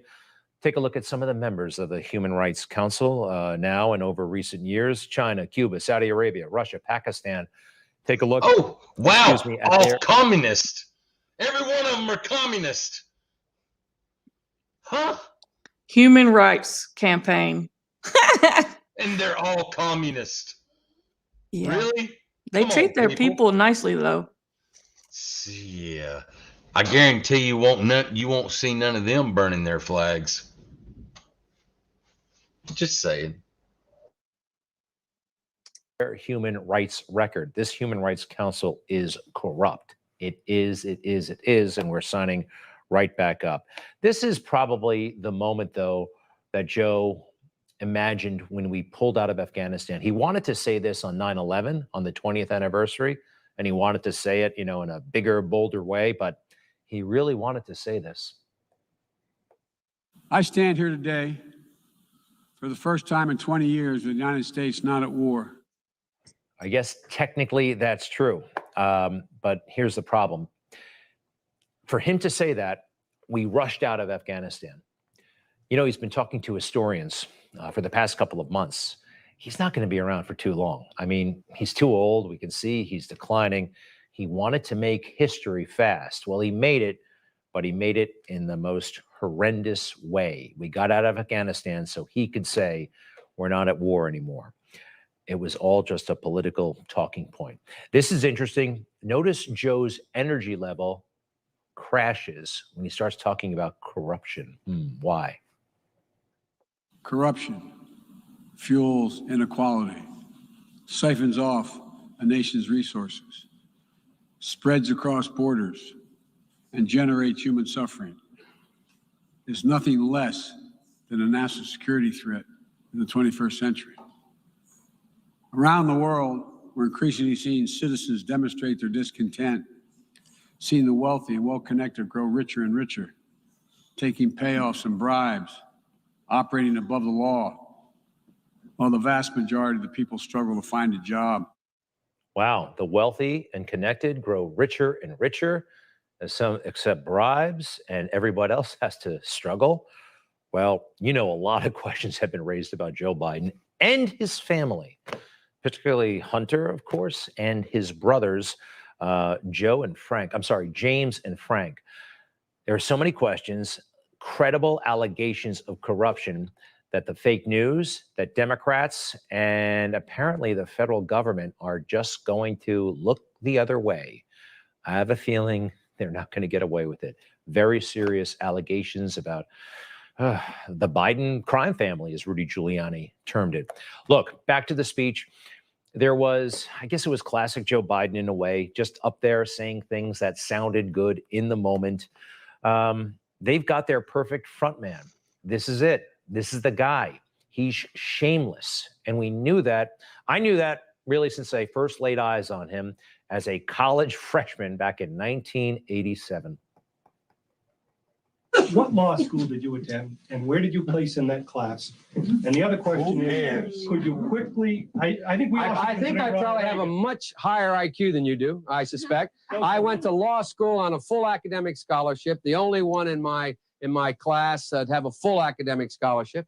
In the first year in law school, I decided I didn't want to be in law school and ended up in the bottom 2/3 of my class, and then decided I wanted to stay, went back to law school, and in fact ended up in the top half of my class. I won the international moot court competition. I was the outstanding student in the political science department at the end of my year. I graduated with 3 degrees from undergraduate school and 165 credits, only need 123 credits, and I'd be delighted to sit down and compare my IQ to yours if you'd like, Frank. He was a 45-year-old in his 3rd term in the United States Senate, and everything he just said was a lie. Pretty remarkable, isn't it? I mean, who does that? He does. But back then, you couldn't get away with it. Biden now concedes he did not graduate in the top half of his law school class, that he does not have 3 degrees from college, and that he was not named outstanding political science student in college. Newsweek says Biden actually went to school on a half scholarship, ended up near the bottom of his class, and won only 1 degree, not 3. Joe Biden ranked 76th in a class of 85 at the University of Syracuse Law School. I mean, this guy comes off this whole thing as a flyweight. Now Biden says Newsweek is right. His memory had failed him. Wow. I mean, after that, you would think this guy is pretty much finished, if not in politics overall, at least in presidential politics. And look at him, by the way, after he does all that lying, he smiles like he got away with it. I guess he did. I guess he did. Take a look at this, though. We know the truth, even though they're trying to bury all this stuff. Do you feel you're able to control, to put in the vernacular of your mouth, that you can think before you talk? Well, I've been in this business for 15 years. I let my record of 15 years versus the transgression that you're referring to stand, and you all can make that judgment. I feel very capable of using my mouth in sync with my mind. Now, this deranged person is representing us on the world stage. There is something very, very wrong with what's happening right now. You just watched Newsmax.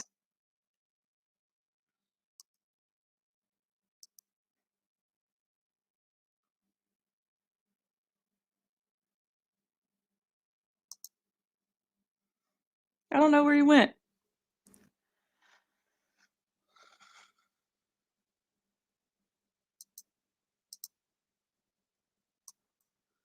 Okay, so my takeaway from all of that. Oh, did that sound dirty to anyone else?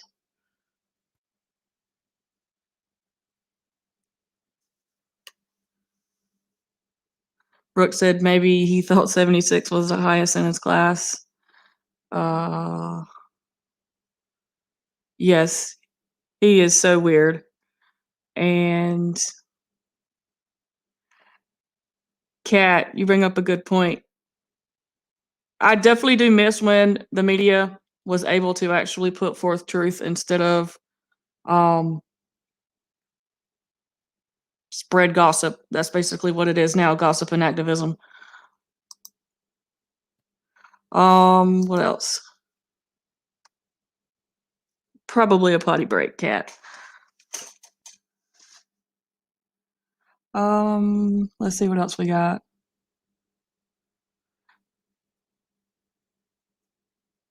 In '89, he had his second brain aneurysm surgery. Yeah, they messed up when they did that.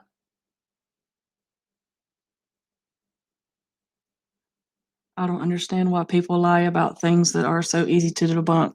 You know, that's a good question, especially now. Like, you can't hide from the truth. Maybe they can prevent us from going forefront out with it, but you can't hide from the truth anymore. If you want to find it, it's out there. But I think that as far as that UN thing went, it wasn't nothing but a room full of corrupt people.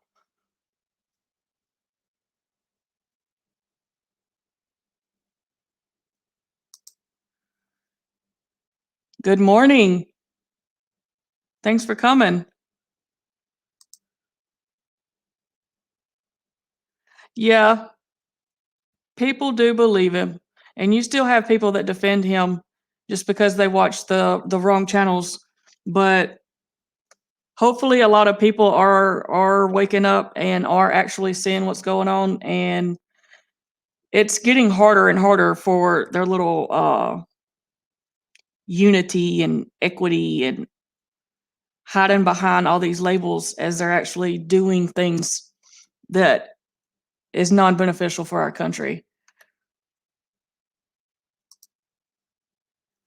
And the next we have, we're moving on to the border and everything that's going on with the border.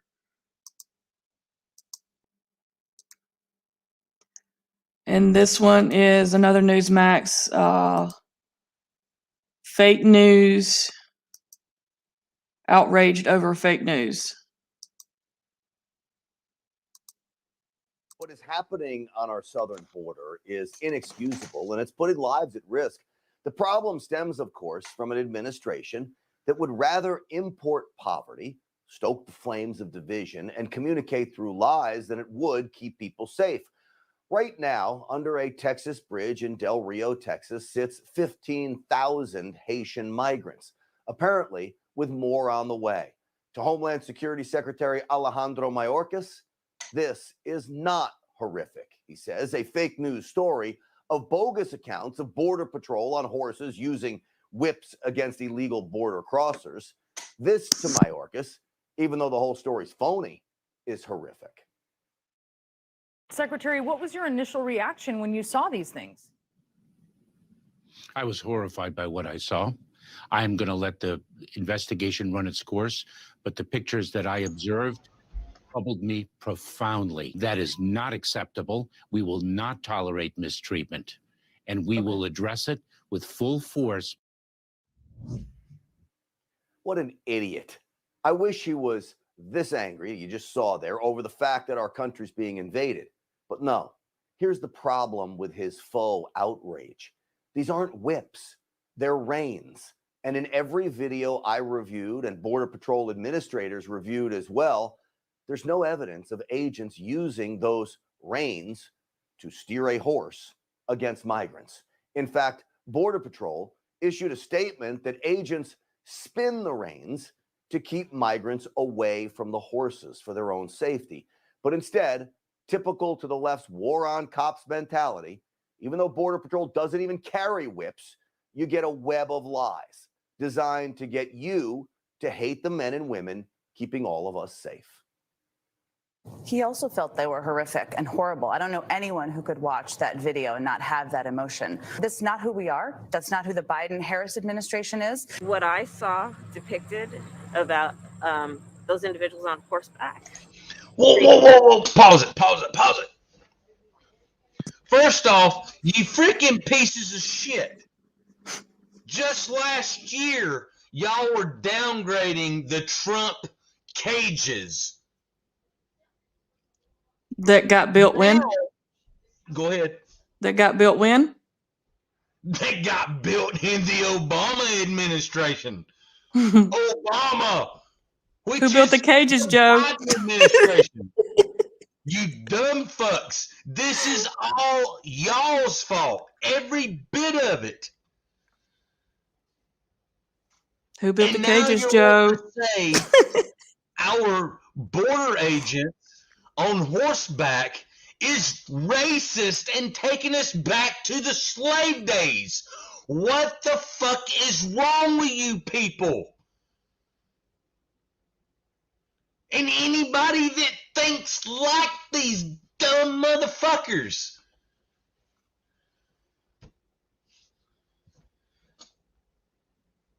Okay. You good? The way they were is horrible. And I fully support what is happening right now, which is a thorough investigation. What we have seen was cruel, inhumane, and a violation of domestic laws and international. Of course we've got this damn racist heifer. The one who married her brother. Oh, I wasn't even talking about that one. I was talking about the other one first. I was about to get on to the brother lover. The one that is here as a refugee and wants to change our country into exactly the one she ran from. Does that make any sense to anybody? And how did she get the seat that she's got right now? Cheated. Ballot harvesting. It's been proven. Will anybody do anything about it? No, they won't. All right. The laws. These are amateurs who know nothing what they talk about. Nothing. They're naive amateurs. And if they do know what they're talking about, then of course they're lying to you, and that makes them devious. So while the media focuses on that anti-cop, anti-border patrol propaganda, it's ignoring what's really happening. Homeland Security is releasing thousands of these migrants from Haiti, Mexico, El Salvador, Guatemala, and so many other countries. They're releasing them into this country. Anyone now with a child gets an absolute free pass into the United States. Catch and release is still the norm. That means grab a kid, any kid, and come on in. That's the message they're sending. It's dangerous. It's dangerous messaging that will now put thousands of children in harm's way. As for the Haitians, don't believe the rhetoric that these immigrants recently escaped some war-torn country. You don't get to the United States that fast. They come from an island, Haiti. These migrants, according to every Border Patrol agent I've spoken with, believes they've been living in other countries for months, if not years, and only now realized Team Biden is offering them unfettered access into the greatest nation in the world. Yet Secretary Mayorkas ignores the facts and refuses to call this mess what it is, a crisis. What is the reticence to call something that is so clearly a crisis a crisis? I call it a heartbreaking situation, a tremendous challenge. Would you publicly admit right now that you think privately that would happen? You know, I'm going to stop you right there. Let me just say very clearly, we are focused on meeting the challenge. We have reiterated that our borders are not open and people should not make the dangerous journey. They're only not open to Cubans. P.S. Exactly. Honestly, and believe that our borders are. Pause. And you know how they're dealing with it? They are moving them all over the United States. Florida, Wisconsin, North Carolina. They're moving them everywhere. And they don't know who these people are. They don't know if they've got that supposed C word. They don't know what they've got. I think that I saw in the news today where some of the Afghanis that they have brought over has caused a measles outbreak. These guys. Speaking of the Afghanis, there's actually a case where 2 of them have been arrested in child assault and I don't know about trafficking, but molestation. Oh yeah, the 2 that are under FBI arrest. Yeah. Yep. I saw that. All right. Sorry, I got back into the chat after I did my little rant. Closed. Senator, I do.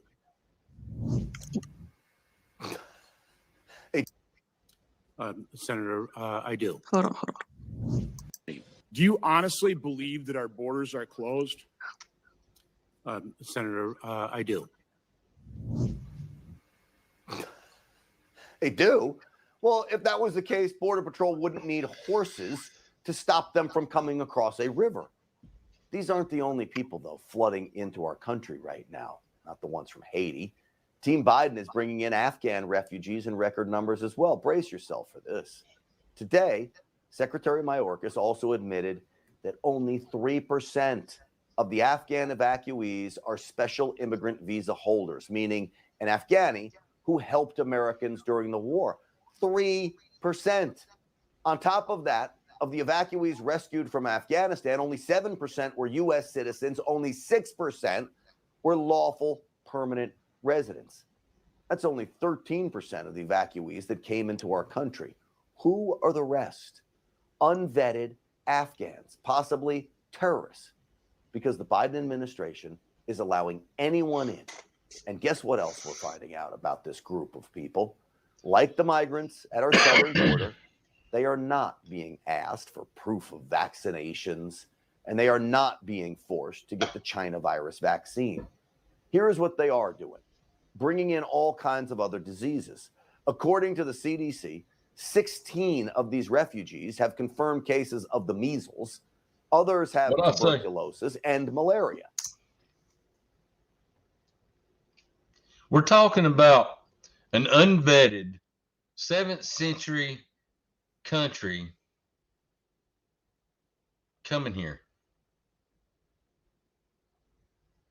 They didn't care if they were SIV. They didn't care if they were interpreters for the military. They didn't care. They just wanted to get as many Afghanis out of there because guess what? They're potential Democrat voters.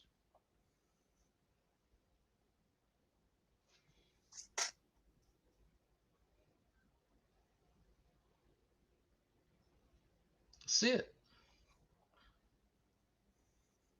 Hence why. Say it, Taylor. No, I was going to say, hence why Cubans aren't getting the same treatment. Exactly, because they would not vote Democrat. Cubans want conservatism of the United States. They want what we have. And they would vote conservative.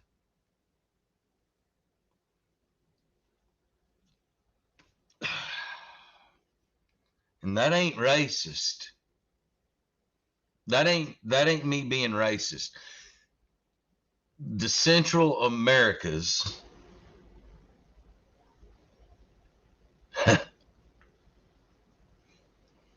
will probably vote Democrat. And that's what the Democrats are betting on.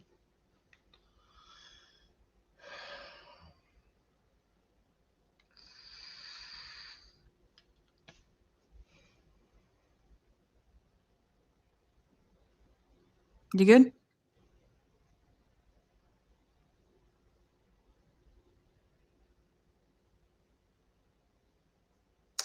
Compare this with what's happening on the border.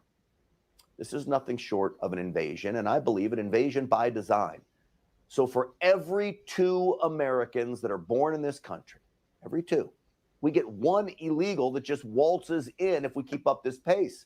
What we're witnessing is the culmination of the radical left's plot to dilute America and overrun it with potential Democrat, socialist voters.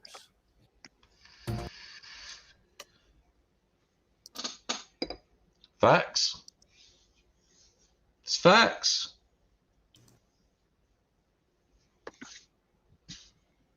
Sadly. How do we stop it? Or can we? Because we know that Kamala Harris and Joe Biden, neither one of them give 2 shits about it. They're letting them flood in. It's only convenient for them to talk about. People. They only have even brought the border up because they're trying to claim the racism. Right. But at the same time, don't get me wrong. I have empathy for these people. But do it the right way. Do it the right way. Don't come over here illegally and kill our jobs, because honest to God, that's exactly what you'll do. You will freaking work for the cheapest amount possible. That does not thrive our economy. Survival brings up a good point. The IQ level of the refugees in America is not good, and the DNC banks on it. They bank on it because they're easily manipulated. I can't speak too highly on that because my IQ level probably ain't that good either. Just saying. I mean, as that being true, you obviously have something in that bumpkin because you're able to see what's going on. But when you're living in third world countries who don't even go to school, living a 7th century life.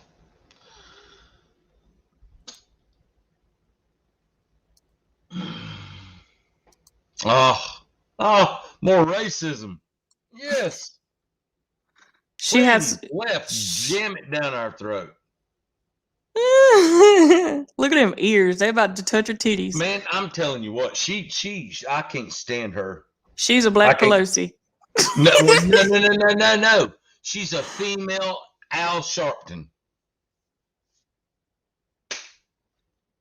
There you go. She is a female Al Sharpton. Oh, I got some on him too.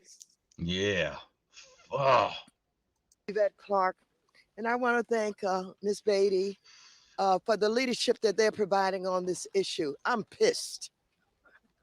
I'm unhappy, and I'm not just unhappy with the cowboys who were running down Haitians and using their reins to whip them. I'm happy with the administration. We are following the Trump policy. He is the one that does not follow the Constitution and would not allow those seeking refuge to be able to petition to get into the country. What the hell are we doing here? What we witnessed takes us back hundreds of years. What we witnessed was worse than what we witnessed in slavery. How old is Maxine? Was she back then, and was she participating in slavery? I'm trying to think. I want to say that she witnessed slavery though. Late 50s, early 60s, I think. Maybe. I thought she had to be pushing 80. 80? Good God. Nancy Pelosi's 80. Yeah, well. Well, all we know is Maxine Waters witnessed slavery. Did she? She did. You didn't hear? Is that what she said? Let's back that up. What we witnessed was worse than what we witnessed in slavery. Oh, wait a minute. She witnessed slavery. Slavery? I thought, well, correct me if I'm wrong, but I thought that slavery was done in 1865. Say that again? 1865. 1865. See, I'm telling you, Taylor is the one. 1865, the end of the Civil War, correct? Yes. And done away with by Abraham Lincoln, correct? The Emancipation Proclamation. Yes. Huh. So that was... Boat says she's 83. That can't be right, Boat. She witnessed slavery. She witnessed slavery. So she had to have been born before 1865.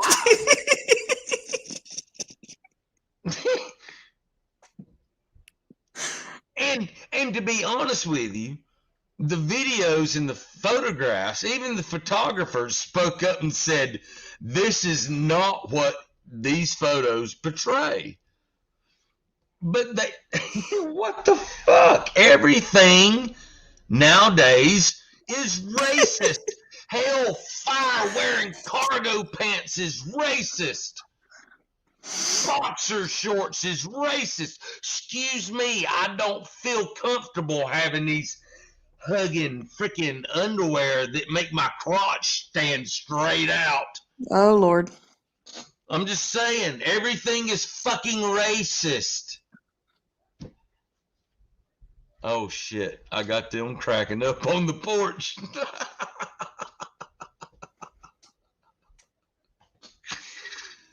Oh, anyway, I'm sick of the racism. Guess what? I'm white, and I don't give two shits what color your skin is. If you've got character, if you can carry yourself with integrity, I got no problem with you. If you can't, you're just fucking ignorant. Plain and simple. That's my two shits. They stank too. Cowboys with their reins again, whipping black people. Haitian. I thought the only black folks that mattered was the one that came from Africa. Oh, hell no. As long as they black. That's all that matters. Just saying. Hey, I can get black if I stay out in the sun long enough. Promise you.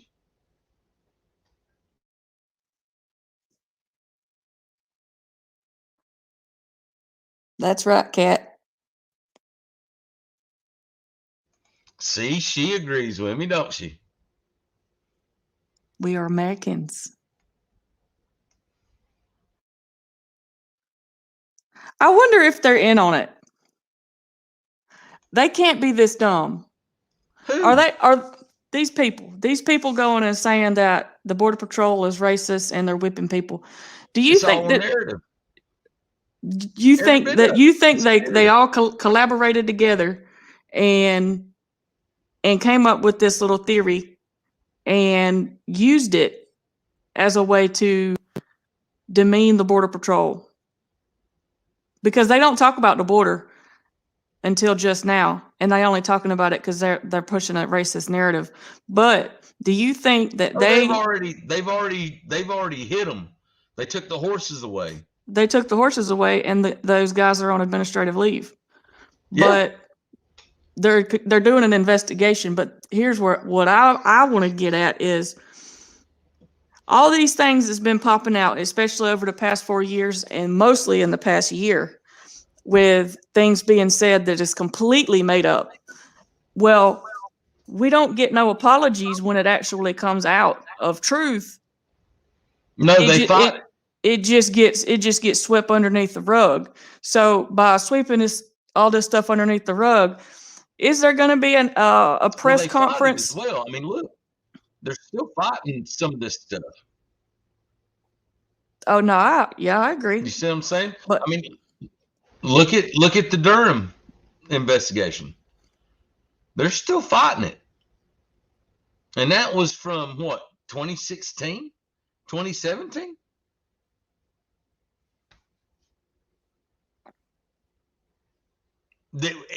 Hell, it went all the way up till this past election.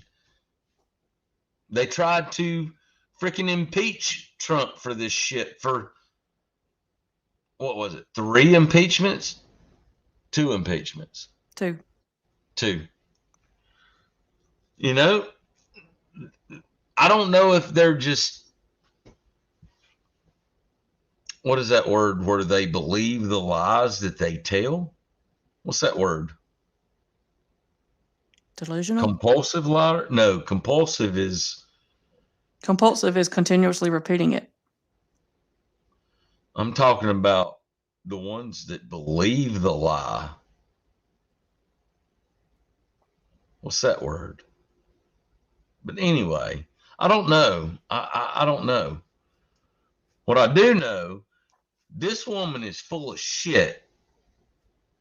And I say it again. She is the female version of Pathological. Al Sharpton. What? Pathological. There you go. Pathological liar. But this is the female version of Al Sharpton. And we saw we will see how Al Sharpton was greeted in Texas. That was beautiful. It was beautiful. Let's finish up on this hag. Absolutely. We got better things to look at. Into the water where they're scrambling She and falling reminds me down of when all Chucky. they're trying to do is escape from violence. She who's that singer with the hair? Bobby Brown. Oh my God. That wig hadn't moved in decades. That actually hurt my back. Damn it. my waist ain't meant to wiggle like that. Well, look at Medea standing behind her. Oh dear God, yeah, right.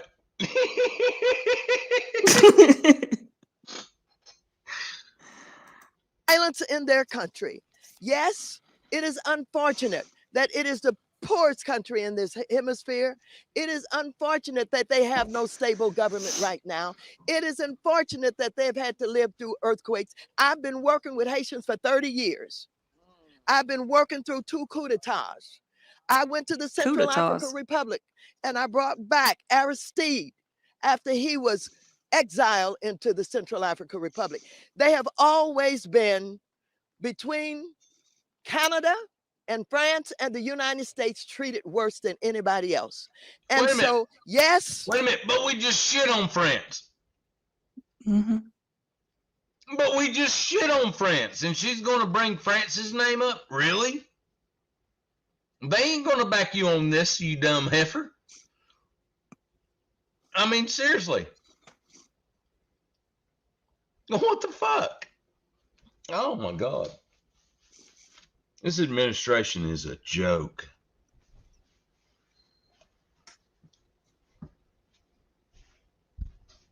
Hey, Logic. Rex.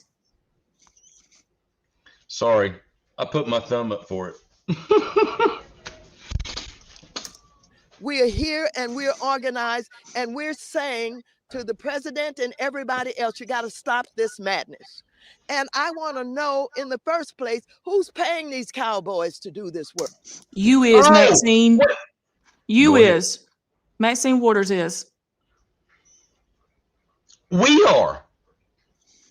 Well, she's on the committee that is actually in charge of paying for Border Patrol. But we, the taxpayers, ultimately are paying these guys to do their job. Do their job. And that is exactly what they were doing. But it's racist. And they don't mind that we, the taxpayers, just funded $83 billion worth of weaponry to the Taliban, a terrorist organization, which just today came out and said, guess what? We're going to start back the executions and maimings.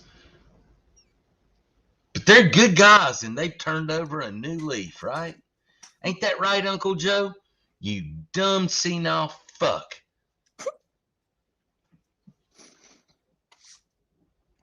I want my fucking money back.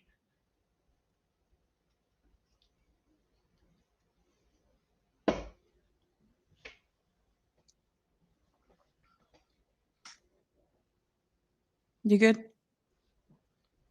Not really, but yeah. They've got to be gotten rid of.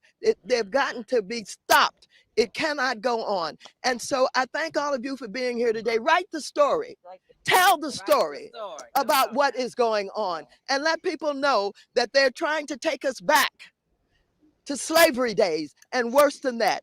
And the children who are unfortunate to be in this situation must be allowed into the United States immediately.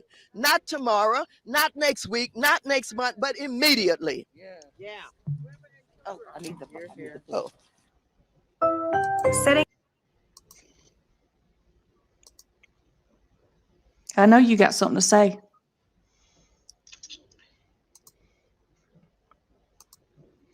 Yeah, but it probably ain't very nice.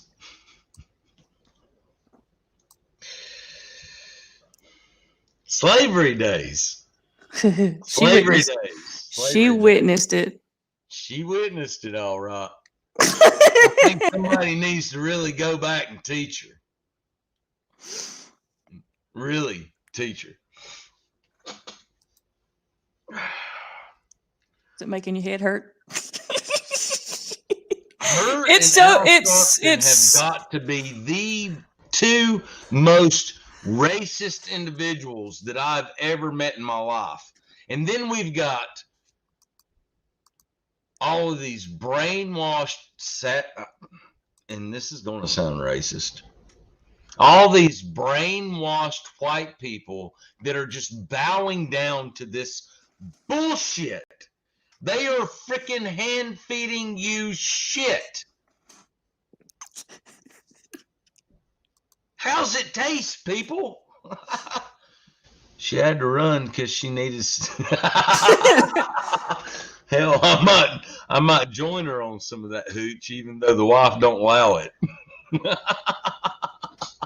Hooch. I hadn't heard that word in a minute. Yeah. Anyway, racism. Everything is fucking racist. Next thing you know, freaking white men with freaking goatees and mustaches is racist. You know, where is it going to end? Where is it going to end? I don't give two shits what color your skin is. If you carry yourself with character and integrity, I've got no problem with you. If you want to act like a freaking ignorant ass, I have a problem with you. It doesn't matter if you are white, black, red, yellow, whatever the fucking color of your skin. If you want to carry yourself as an ignorant ass, I will treat you as an ignorant ass. And that is most Americans' mindset.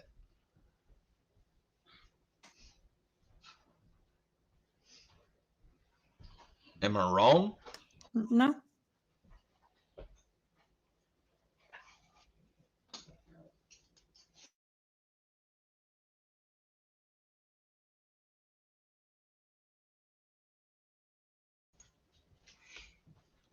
All right.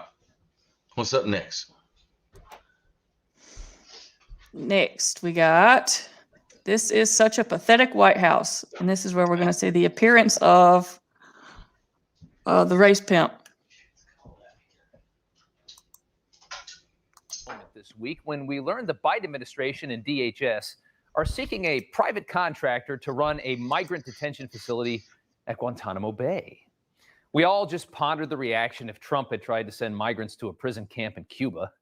It gave me a good laugh. And while the heat was certainly tempered from the far left, it was true that the far left was not happy about it. Alexandria Ocasio-Cortez calling the plan utterly shameful. Fellow squad member Ilhan Omar calling it an embarrassingly bad decision. Do better. Rather tempered, but still angry, to be fair.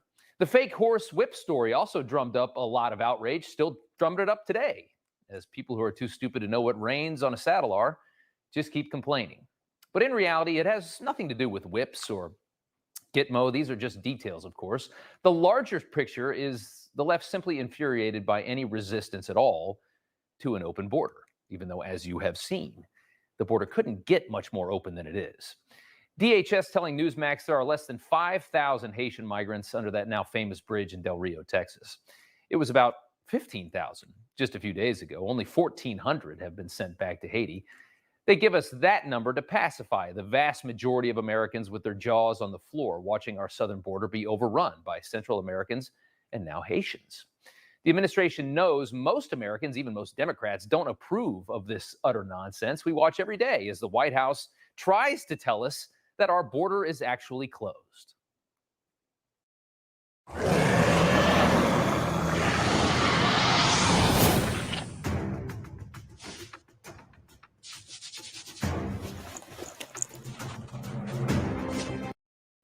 Well, there certainly is not an open border.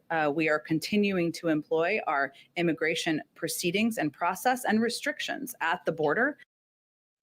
So insulting and so condescending, really. It's like somebody trying to tell you the sky is green and treating you like an idiot for not believing it. DHS telling Newsmax around 3,200 Haitians will soon be removed from the country in CBP custody. 1,400 are already gone, we've been told. So that's around 5,000, right? Out of maybe 15,000. Well, the rest are your new neighbors. They have been released into your country. We assume most were likely attached to a woman who's claiming she's pregnant, after we learned days ago that any pregnant woman and her family would be released with a notice to appear, which of course they will just probably throw away. Today, the White House was called out for this glaring and easily abused loophole. Take a listen to how they responded. Are you suggesting you don't believe when women say they're pregnant? Is that a big issue? Oh, dear God, I can't stand hearing this effort freaking talk. I can't stand her. She just sounds ignorant.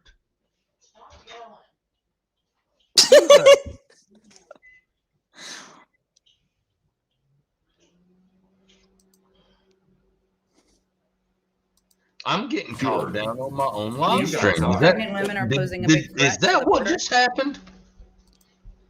You got what?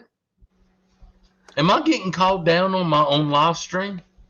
Did you hear that? In the house? Yeah.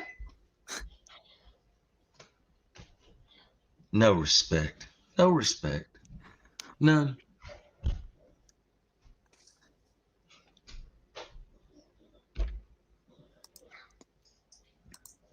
To the border communities, is that a big issue? We can ensure we know where they are, and we can ensure we know when they're going to come back. So that's what the process is. If there's a big outrage about pregnant women, I'm not tracking it. This is such a pathetic White House. Such an absolutely embarrassing White House and such a pathetic defense. Immediately trying to make it like it's some kind of a women's issue, talking to a male reporter, trying to shame him or get him canceled on Twitter. So utterly embarrassing and pathetic. Yes, obviously, any woman is going to claim that they're pregnant if it gets them out from underneath that bridge and into a society that hands out food and housing and education and a whole lot more for free, like America does. And that brings us to another reality of this situation. The idea that these 15,000 Haitians are refugees is just a lie. They are not.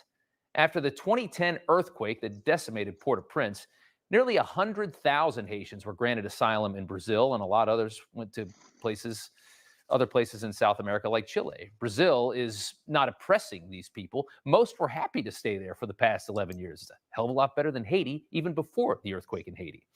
But then last year, during the run-up to the election in this country, Democrats and Joe Biden started indicating that the entire world should probably just show up at our southern border as a big middle finger to Donald Trump and to his common sense immigration policy that treated the United States as a sacred place worthy of a decent border.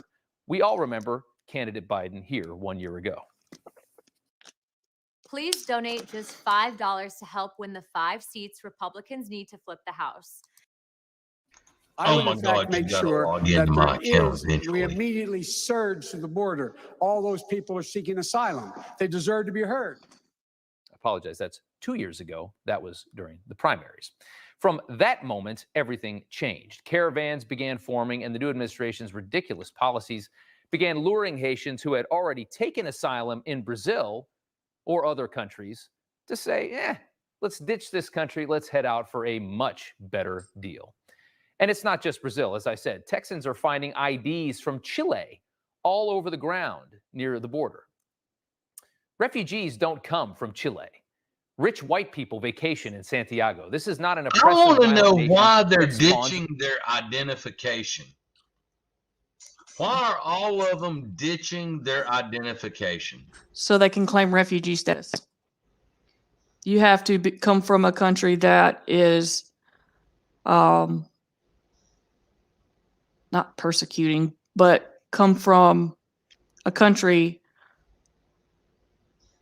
that is, okay, let's take Cuba for instance. You should be able to claim refugee status off of Cuba if our country wasn't playing politics with it.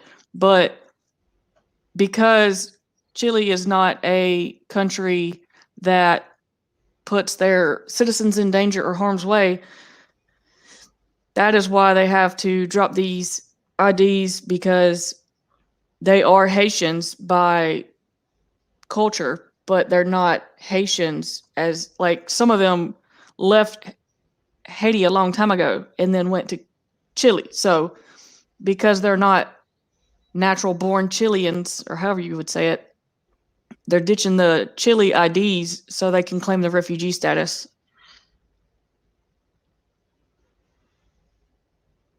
Who the fuck are we letting into our fucking country?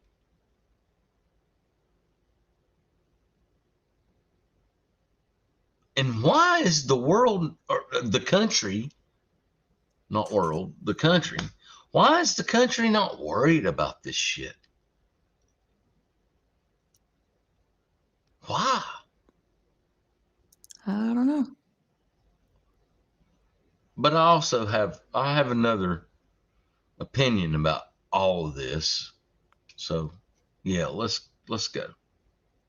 Hey, Amon. Oh, hey, Amon. Good to see you. It's a refugee crisis. These people are just out for a much better deal. It's a little nicer here than Chile. Let's go there instead. It's the same nonsense as moving through Mexico to come to America. None of these people are refugees. It is the biggest load of lies ever, and Democrats are pretending to believe it, pretending to tell you that these are refugees because they simply want to pack the voter rolls. We all know that game. These are people who are safe and are moving through several other safe places to come to the richest country possible. And I guess in a way you can't blame them, right? People are going to do what they got to do. But you can blame the shameless and calculated politicians we have elected to run this country for allowing it and for thinking that you are too stupid to see what's going on. To shake everything up and frankly to confuse everybody, Al Sharpton, of all people, showed up today at the southern border. You wouldn't have thunk it, but then you saw him. Visiting a Del Rio encampment to investigate these claims that Border Patrol agents are using whips like it's 250 years ago. Do you think Sharpton would have ever gone to the border for any other reason? Of course, it's a race-baiting mission, and everybody knew it. And he was actually heckled by Texans when he got there, and it's pretty funny. To my left is the behavior. Why are you showing racism where it doesn't exist? We don't want your racism in Texas. Get out of here. Nobody wants to hear your racist nonsense in Del Rio. As people, you're a racist. Quite a moment there on live TV. Quite enjoyable, to be honest. Just today, U.S. Special Envoy for Haiti, Daniel Foote, resigned, saying that he will not be associated with the United States' inhumane, counterproductive decision to deport thousands of Haitian refugees and illegal immigrants to Haiti. So obviously, Daniel Foote is a total moron. He thinks 15,000 Haitians swam to Mexico from Haiti and then walked into the United States. That's the only possible way that you could deny that these people all came from a safe third country and are not really refugees. And by the way, they came from a safe third country and walked through several more other safe countries just to get to the big, rich United States. The Biden team, for its part, finds itself in a real pickle here. They're flirting with reverting back to an actual border policy, to some kind of common sense. We saw the stuff about, the Title 42, whatever it is. Some of these Trump implementations that they got rid of when they were pandering to the left, they're thinking about bringing them back because they realize how bad this is. But they're finding out they immediately lose their far left base when they do so. You saw the Ilhan Omar, the AOC tweets. They control that side of the party. But the real lesson the left all needs to learn in all of this is that we've now tried it your way. We've tried it the crazy way. Biden went all in on your idiotic open borders. And even Mayorkas and these other nut jobs, far left people, realized this doesn't work. It doesn't matter how much of an ideologue you are, this just doesn't work. But the problem is now all the decisions are political. They move away from open borders, they lose the left. They keep open borders, they lose the middle and the moderates. Either way, they're toast in 2022. Hey, I'm Rob Finnerty. Thanks for watching. Again, These motherfuckers want everything to be racist. Why the fuck is Al Sharpton down on the border? He is the biggest fucking racist in this country. Everybody knows it. He only went to the border because he got paid. Of course he got paid. He don't go nowhere. He don't get paid. Exactly. Yeah, fuck them. But then fuck Al Sharpton and his doppelganger. Fuck both of them. What's her name again? Oh, excuse me. Did I say her? Mm-hmm. Is that the right pronoun? What's its name again? It's, yeah. he has a doppelganger. What's that heifer's name? You talking about Maxine? Yeah. Oh, that's Bobby Brown. Bobby Brown. Mm-hmm. That swig wig. Was that a three-way or something? Bobby Brown, Al Sharpton, and I don't know, but Al Sharpton has had that mullet for so long.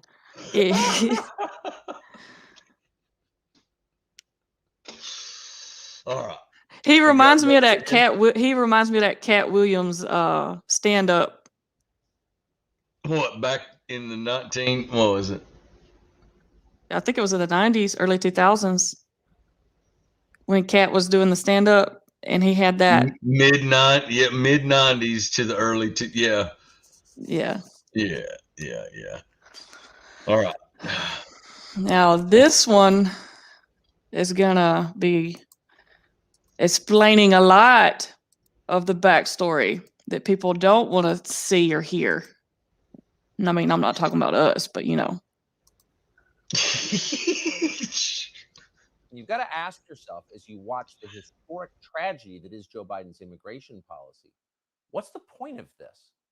Nothing about it is an accident, obviously. It's intentional. Joe Biden did it on purpose. But why? Why would a president do this to his own country? No sane first world nation opens its borders to the world, promising the poorest people on the planet that they can have endless free taxpayer-funded services if they show up and break your laws. That's not just stupid, it's suicidal. For generations, middle-class Americans have had access to the best health care in the world, but not anymore. That's over for good. Our system cannot handle this many destitute newcomers, period. Imagine what hospitals are going to look like a year from now. How about schools? What Joe Biden is doing now will change this country forever. So again, why is he doing it? There's only one plausible answer. You're not allowed to say it out loud. CNN will attack you if you do. The social media companies will shut you down. The Southern Poverty Law Center will call you dangerous. You could lose your bank account. The left will become completely unhinged and hysterical, and that's how you know it's true. They only censor the true things. Nobody gets in trouble for claiming the earth is flat. So it could be risky for us to explain what's actually happening here, but for once, we don't need to do that. Joe Biden himself has already done it for us. Here's Biden explaining the entire point of mass immigration back in 2015 when he was vice president. An unrelenting stream of immigration, nonstop. Folks like me who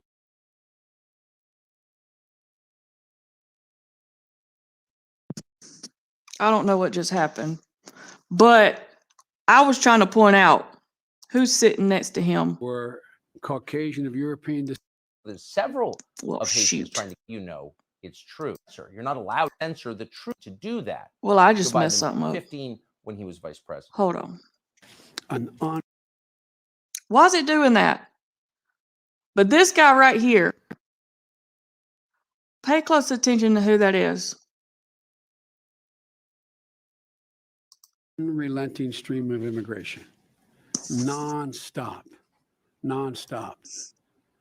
Folks like me who were Caucasian of European descent, for the first time in 2017, will be in an absolute minority in the United States of America. Absolute minority.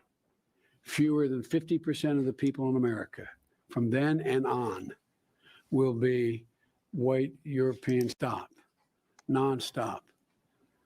Folks like me who were Caucasian of European descent, for the first time in 2017, will be in an absolute minority in the United States of America. Absolute minority. Fewer than 50% of the people in America from then and on will be white European stock. That's not a bad thing. That's a source of our strength.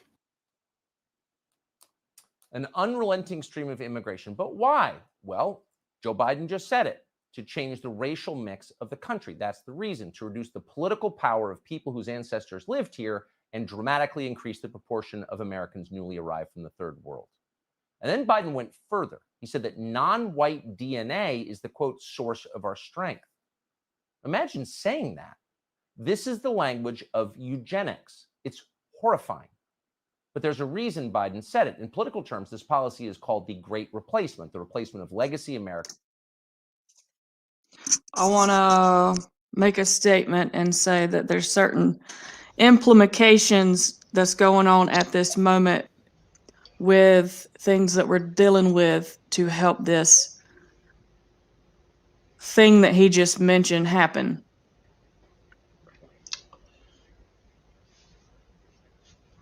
Such as the sickness. What, baby? Yeah, Waylon came in. People from faraway countries. They brag about it all the time, but if you dare to say it's happening, they will scream at you with maximum hysteria. Oh, shit. And here you have Joe Biden confirming his motive on tape with a smile on his face. No one who talks like this should ever be the president of the United States.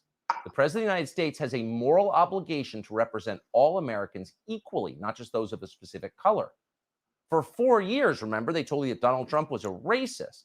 But has anyone ever shown that Trump in his entire life said anything half as disgusting as what Joe Biden said on that tape? No, no one's ever shown that. Now, you're not supposed to notice this, of course, and to keep you from noticing what Joe Biden is doing and why, they are, as always, accusing you of their sins. Here, two sitting members of Congress telling you that it's racist to enforce immigration law. Watch. Congress must do the work of investigating and ensuring accountability of the egregious and white supremacist behavior of Border Patrol agents in Del Rio, Texas. What we witnessed takes us back hundreds of years. What we witnessed was worse than what we witnessed in slavery. Cowboys. Back it up.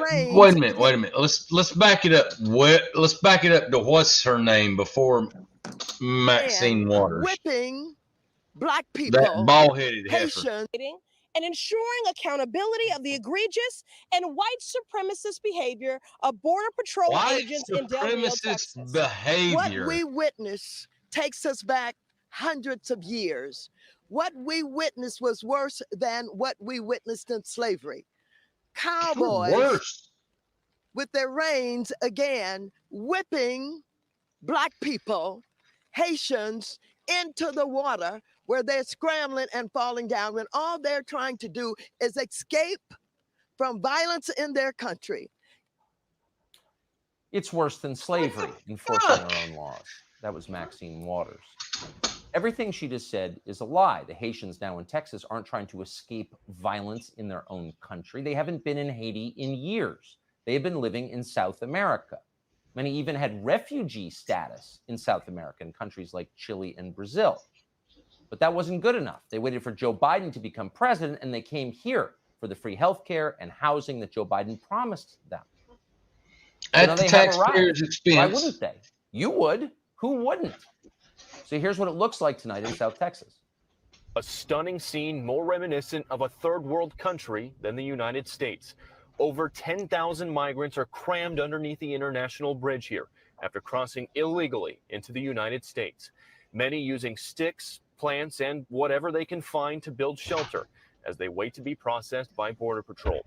From above, a Fox News drone reveals the size and scope of the crisis, showing a camp that does not look like population America. of 15,000 at its climax because of this.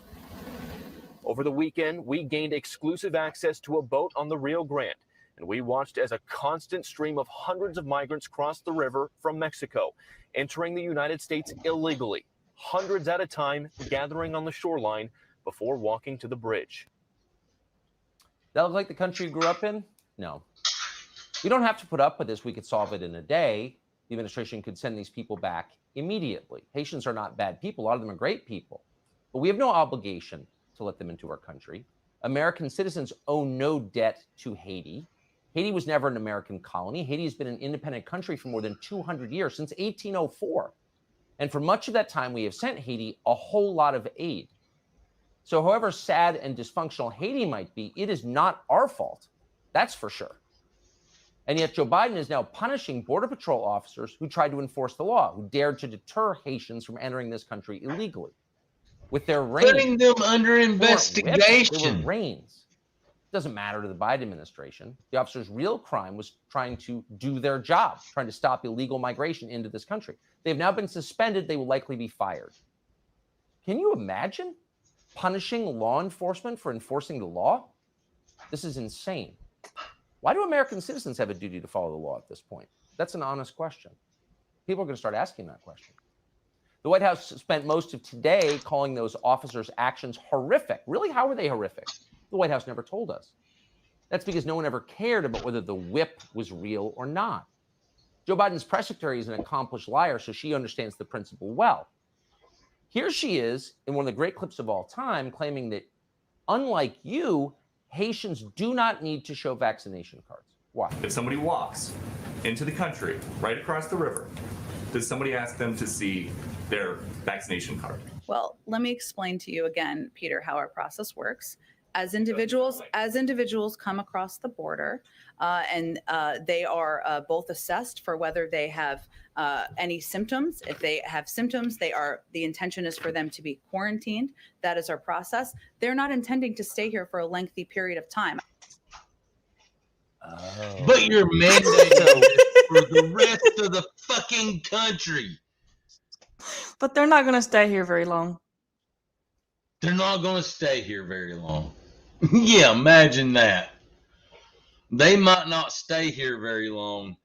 And the only reason being would be they've used up their usefulness. Take that for what it is. Look at Amon's comment. Quarantined under the bridge. Oh, but wait a minute.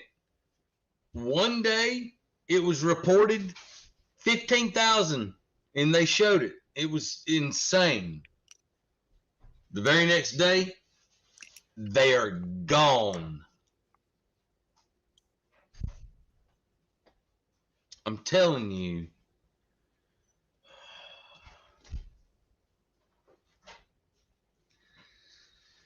Whatever the hell this administration has planned with all of these people coming into our country, I guarantee you it is not for any good.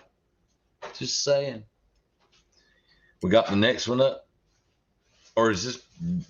Haitians This one's entering our almost done. country illegally from God knows where are not required to show vaccination cards because, quote, they're not intending to stay here for a lengthy period of time. Really? So let's say you go out to a restaurant in Midtown Manhattan. Do you intend to stay in that restaurant for a lengthy period of time, for years? No, you just want to have dinner. But in order to get inside, you still need to show a vaccination card. Why? Oh, because you were born here. You're not Haitian, so you don't get a pass. Let's be honest, none of these people are ever going home. That's just true. According to the Associated Press, quote, many Haitian migrants camped in a small Texas border town are now being released into the United States. Haitians, one official told the Associated Press, have been freed on a, quote, very, very large scale. Oh, of course. In recent days, Fox News has confirmed that many of these Haitians are not even being given court dates, as Bill Nugent just told us. They'll be giving something called advisory notices requesting that they show up at some point in the future. Any woman claiming to be pregnant is immediately being waved into the country, no proof necessary. Her child would be instantly an American citizen. So who are these people exactly, these new Americans? Well, the administration has no idea. None. They have no idea. They don't care. Today, Jen Psaki again admitted she's not even sure how many Haitians have been admitted into the U.S. and how many have been deported. All we know is several of Haitians trying to gain access to this country appear to be violent. This was the scene at the airport in Port-au-Prince just yesterday.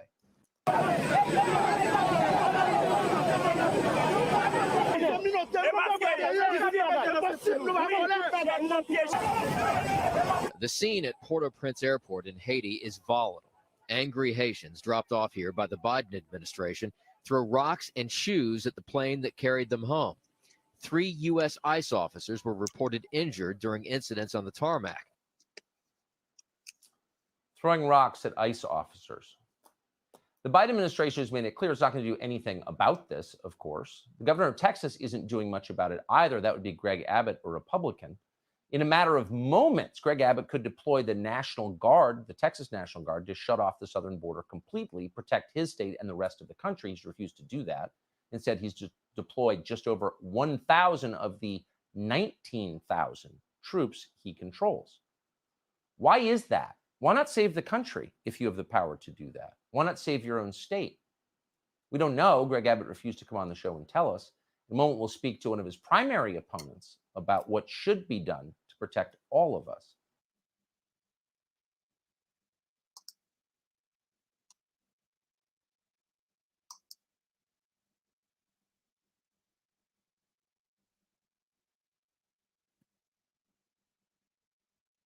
Yeah, I know you got something up there.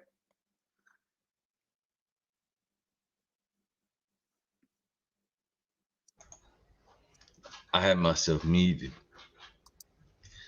It's my understanding that the United States cannot have any military force on the border. Am I not correct in that? How did he get back out? I think it's habeas corpus. Habeas corpus. The military has to basically be assigned as, because, like, okay, say for instance, like they had to, the military cannot assume a police-like role. Which a border agent is. Right. So in order for the National Guard, there has to be a memorandum signed by the governor to transition the National Guard into a police-like unit. Would that not be like a martial law? Similarly, but not exactly the same. That's what happened when they took the National Guard to DC. They had to, you look it up. I am kind of curious at which states allowed that, but anyway. Let's say habeas corpus.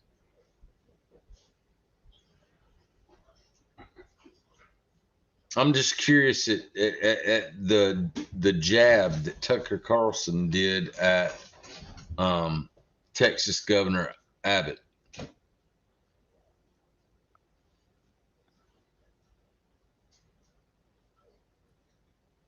Because it was my understanding that a military force could not be on the borders through some kind of treaty or pact. I can't remember what. If anybody in the that's watching, if any of you guys know what I'm talking about. Posse Comitatus. That's what it is. Posse Comitatus. Explain. Posse Comitatus.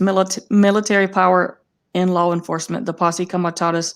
Whenever the president considers that unlawful obstructions, combinations or assemblages or rebellion against the authority of the United States make it impracticable to enforce the law of any of the United States in any state or territory by ordinary cause or judicial proceeding, he may call into federal services such as the military. So it's the president. So the president has to give that. He's not going to do it. He's not going.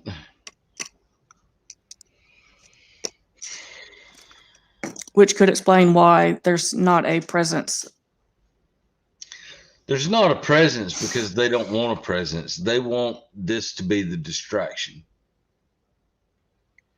Question is what is, why is, not why. What is this distracting? That's the question. The distraction, well, whether it's a distraction or an agenda, which it is both, it's for 2022. And by doing this is covering up the Afghanistan. This is covering up the other mishaps. It might cover it up for the United States, our people. No, I completely covering it up for the world. I completely agree with that. But my next video shows with Schumer and his bill that he's pissed off that didn't get signed. Because it was nonsense.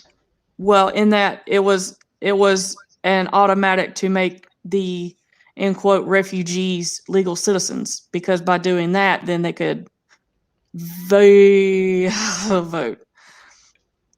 which is also the cry of racism in voter ID laws. Oh my God, racism again. I'm sick of hearing that word.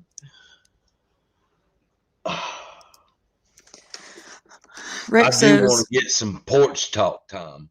I know. Goal is to literally destroy the country and economy. Pretty obvious by now. They want a total takeover and move from capitalism to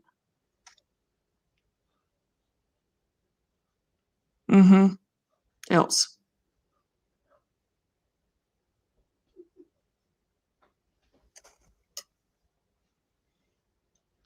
Well, guess what? By the end of the year, you guys are going to see some pretty shitty shit.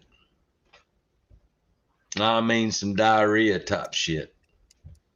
This country is going to be in the tubes, and half of the country is going to be like, what the fuck do we do? That's my prediction. Next video.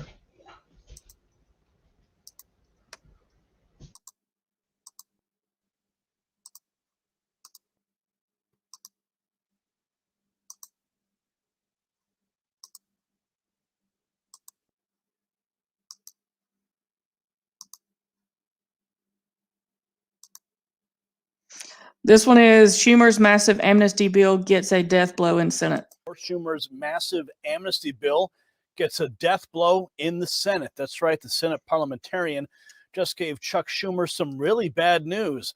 We've got the details, but if this is your first time at the Next News Network, hit the red button down below to subscribe, then tap that notification bell to ensure you get more video reports like this. Let's go to Jonathan Davis from Trending Politics, who reports that the Senate parliamentarian dealt a blow to Democrats over the weekend, stating that under the chamber's rules regarding reconciliation bills, an amnesty for millions of migrants in the U.S. illegally cannot be included in a massive $3.5 trillion spending package. The Associated Press initially reported on the parliamentarian ruling, which was subsequently confirmed by Fox News. A preliminary ruling from Senate parliamentarian Elizabeth McDonough, obtained by Fox, would bar Democrats from adding immigration provisions to the $3.5 trillion reconciliation bill. So this is Chad Pergram tweeting that out, that the preliminary ruling from the Senate parliamentarian would bar Democrats from adding immigration provisions. Isn't that interesting how they're sneaking that right in there in that reconciliation bill? Democrats did not have a firm legislative text nor a total price tag for the bill, so it's hard to see how there is an absolute ruling on this. Pergram added in a follow-up tweet, quote, "But budget reconciliation bills, which Democrats were using to avoid a filibuster, must be strictly fiscal in nature and can't add to the deficit. It was believed that this push to add immigration to the bill was too policy-driven," he further noted. Let's take a look at a local CBS report with more. The Senate parliamentarian delivered a huge blow to Democrats, ruling that immigration reform should not be included in the budget reconciliation package. On Twitter, Senator Dick Durbin said, "I am deeply disappointed in the parliamentarian's decision, but the fight for immigration reform will continue."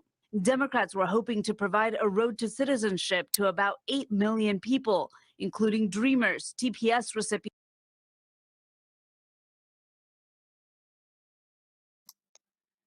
8 million is their goal.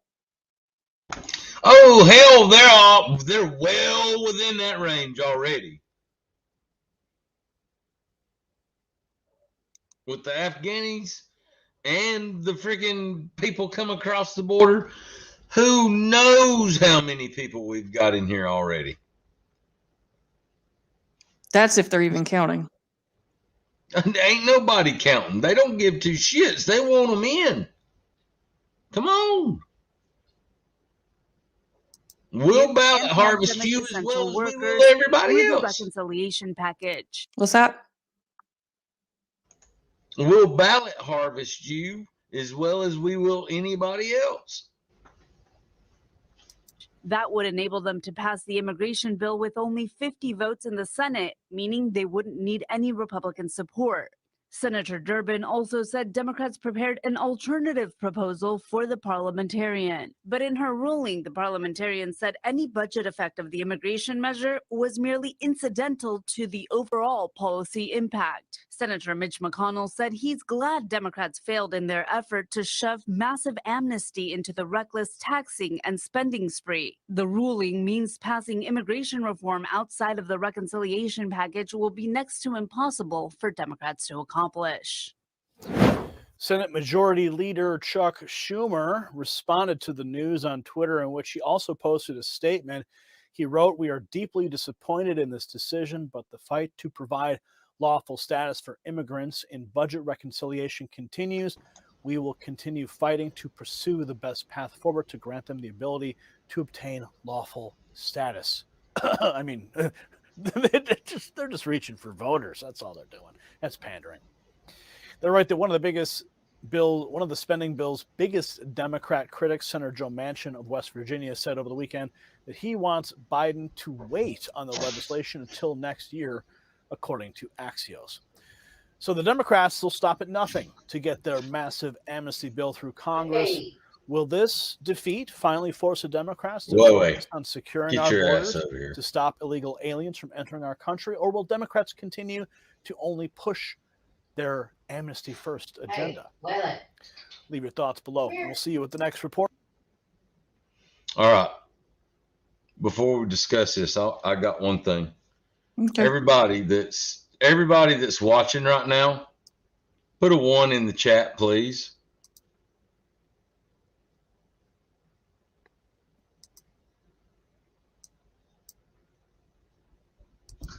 Stop it. Hey.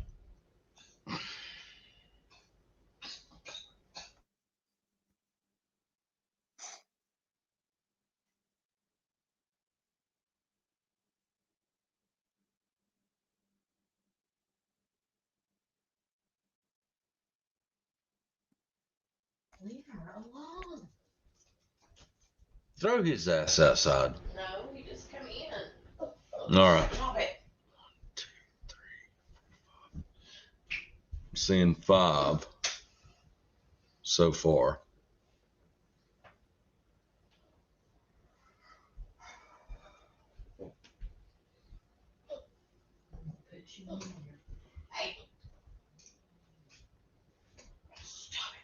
Cheek Buster 6.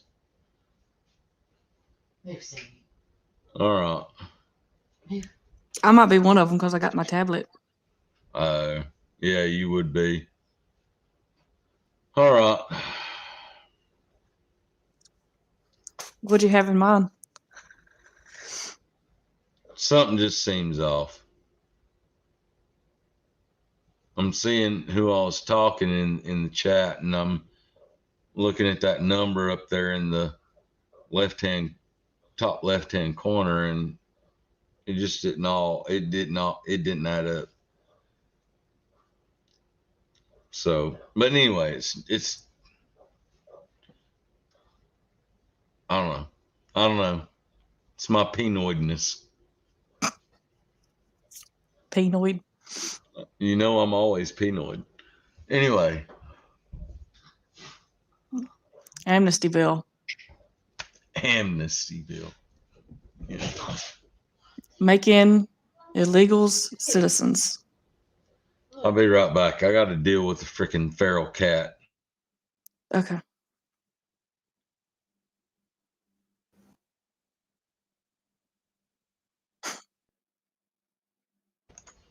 Yeah, Waylon's going after Flip Flop. Freaking heifers. Amnesty bill.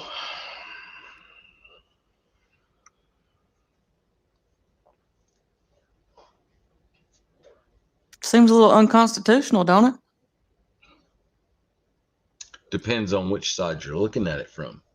Well, we have a naturalization rules and regulations for a reason. Biden did away with it.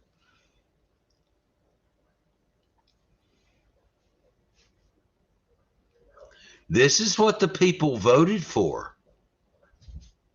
I'm being a dickhead and I'm playing the bad guy. Come on.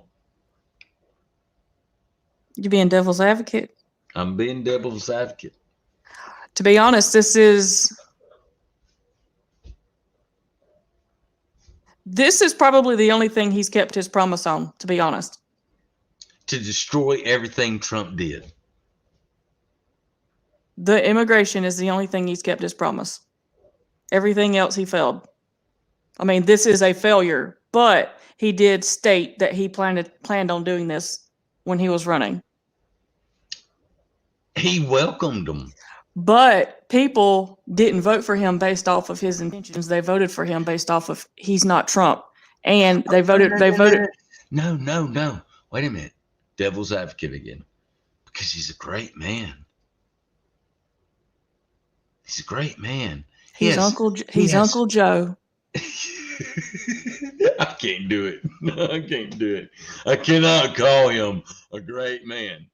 I can call him a puppet for real. Jeez. What the fuck have we gotten ourselves into? Why the fuck have we not stepped up as a people? This is our country. We, the people, employ our politicians. Corn pop. What? Survival said corn pop. Oh, dear God. We're going to have to go to Porch Top. Everybody's ready to get let loose. Corn pop. I got a corn pop for you, man. Actually, Taylor really has a corn pop for you. Hey, that got a giggle out of Bridget. Oh, that corn did pop. Again. You gotta admit, that was pretty hilarious. Wait till y'all see how we gotta pay all that stimmy money back.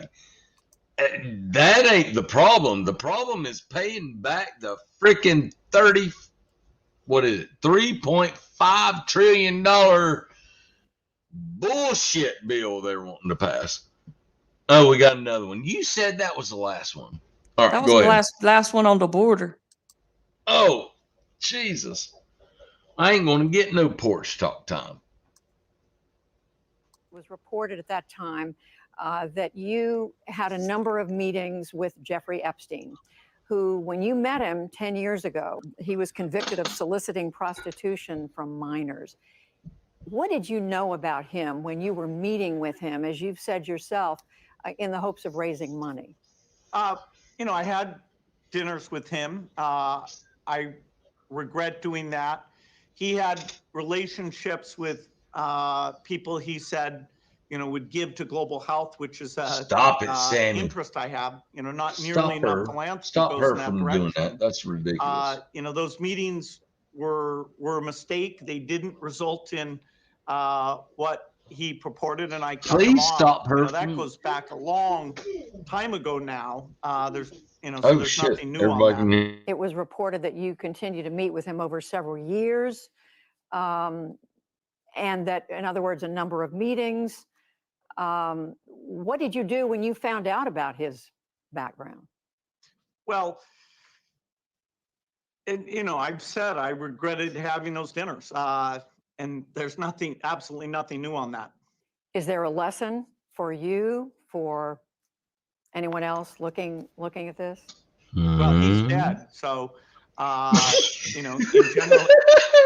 Back it up! Back it up! Back it up! Looking at this? Well, he's dead, so in general, you always have to be careful. And I'm very proud of what we've done in philanthropy. Very proud of the work of the. For a man that is so smart, he is absolutely stupid as fuck. I regretted having those dinners, and there's absolutely nothing new on that. Is there a lesson for you, for anyone else looking? Look at his hands. Well, he's dead, so in general, you always have to be careful. Well, he's dead. You just got to make sure you're careful. I wonder why his wife left him. I don't know, but really like to know. But Epstein did not kill himself. No, Epstein was offed. Just like McAfee was offed. Just like all the. I thought that was funny. That was funny. But I want some porch talk time. Shut up. Don't you blow that at me. Stop it. Well, are y'all seeing her? I'm going to play one more if you're wanting to just do that then. I do. Because you know what time I got to get off. You have to work. I know I got to work. Now what are you doing? Why are you fucking with me? Freaking heifer.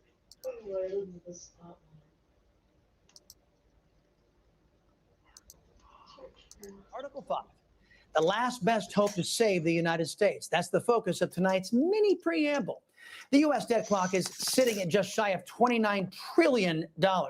According to one source, the height of a stack of $1 trillion in bills, $1 bills, it measures 67,866 miles. The moon, at its greatest distance, is 252,000 miles away. So the amount of money that spans our national debt could spread from the Earth to the moon and back 4 times.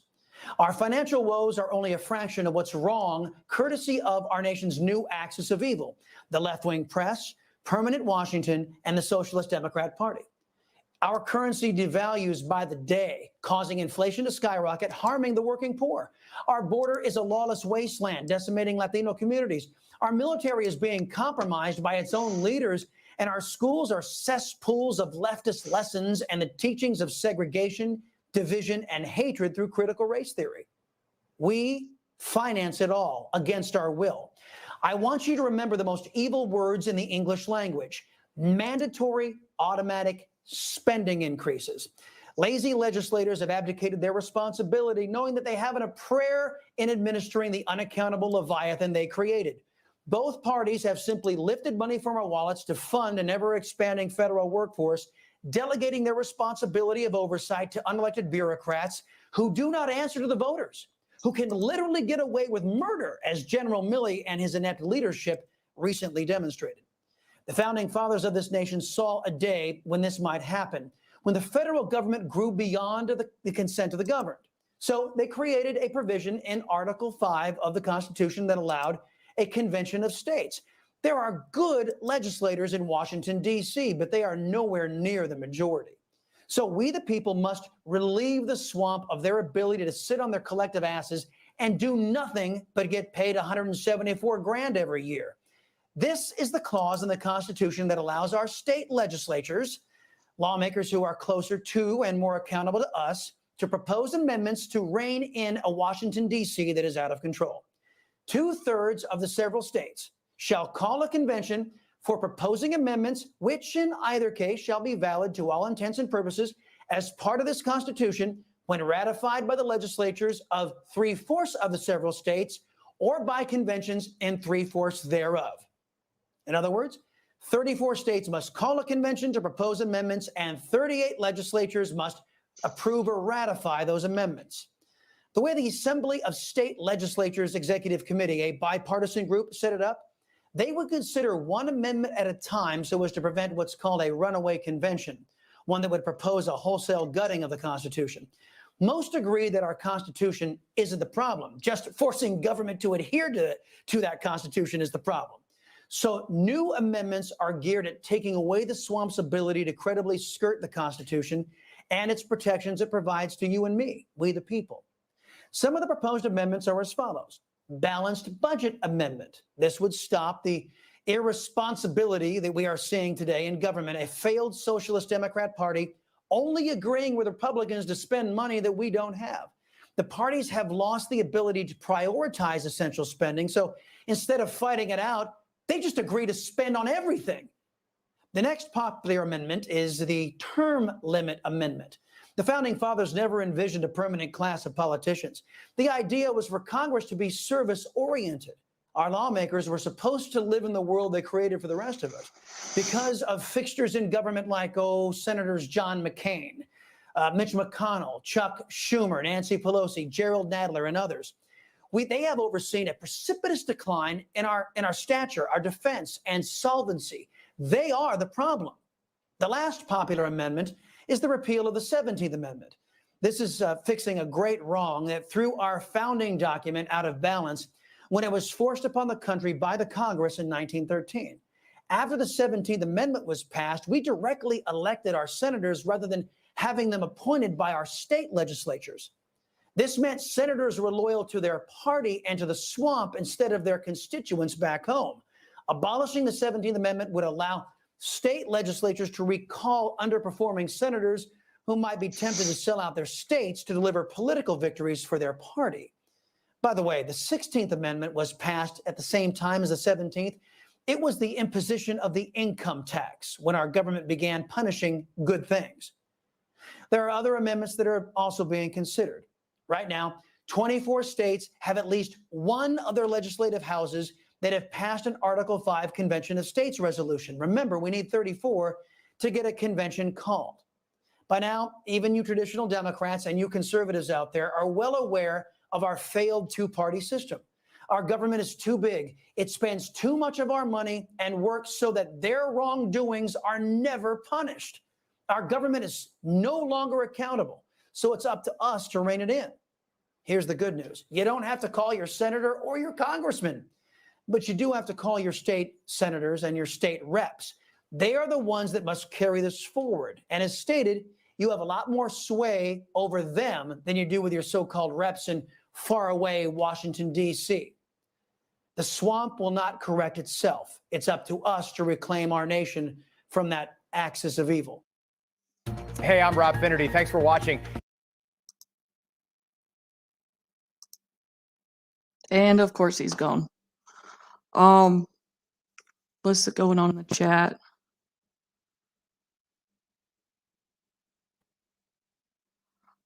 Talking about Bill Gates. If Biden wants that place closed, what's to say he will put the ones who doesn't take the vacation there? It's possible, Amon, not gonna lie. They say the Haitians aren't going there, so who will be going there?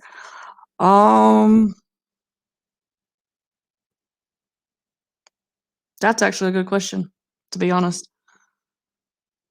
So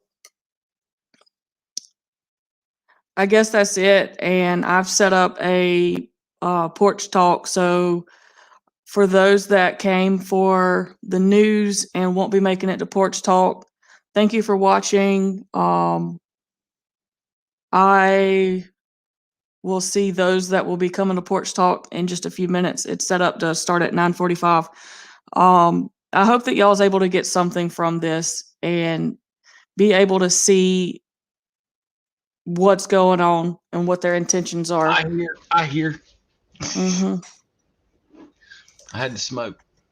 So I hope people was able to get something out of it. There's articles that I wasn't able to get to that's in the description box. All of the articles that I did use and didn't use is in the description box. If anyone wants to go reference them, some of them are good, and some of them I couldn't play just based off of topic, because I will be doing that. Like, we've learned our lesson with the, in quotes, misinformation and medical misinformation. So from now on, those topics that are touchy or iffy, I will be putting them in the description box, just because I want to make sure that y'all are able to receive some of that information. And even though I can't specifically bring it up, that y'all will be able to pull them and look at it. Do you have anything based off of what we covered tonight? Wake up, America. Shit ain't what it seems. It's not. Everything that we see is by design. It's not accidental. And like I said earlier, we will be streaming from the backup channels for the next couple of months, unless there's something that we know is not controversial. Well, we almost did that tonight. With the Veritas. Right. And then, yeah. So the Veritas, if y'all haven't watched it, please go and check out that channel. I'm not gonna say its contents, but this week was very vital information coming from there. And if you want to learn anything about going on vacation, he has a good tour guide, especially to the nude beaches. He has a good tour guide. I don't have the link of mine, but Amand, it has been shared in the group. I will send you a text message. I would drop it in the chat, but I don't. We don't need to. No. I said I would, but I'm not, because you don't know if there's a Google mod spying. And that was the whole purpose of my little one thing. We got 2 new subscribers tonight. I know that was it Anthony? Yep, Anthony was one of them, and Leo. Leo, yes. Yeah, and so when y'all see new faces, just welcome them. And so we're going to close this one out, and we're going to start a porch talk, and it'll be casual. For those that's never been, it's casual, just random talk, hanging out, goofing off, coming up, carefree. So with that being said, thank y'all for watching. Have a good night, and those that go to Porch Talk, we'll see you in a minute. Love y'all. Love y'all.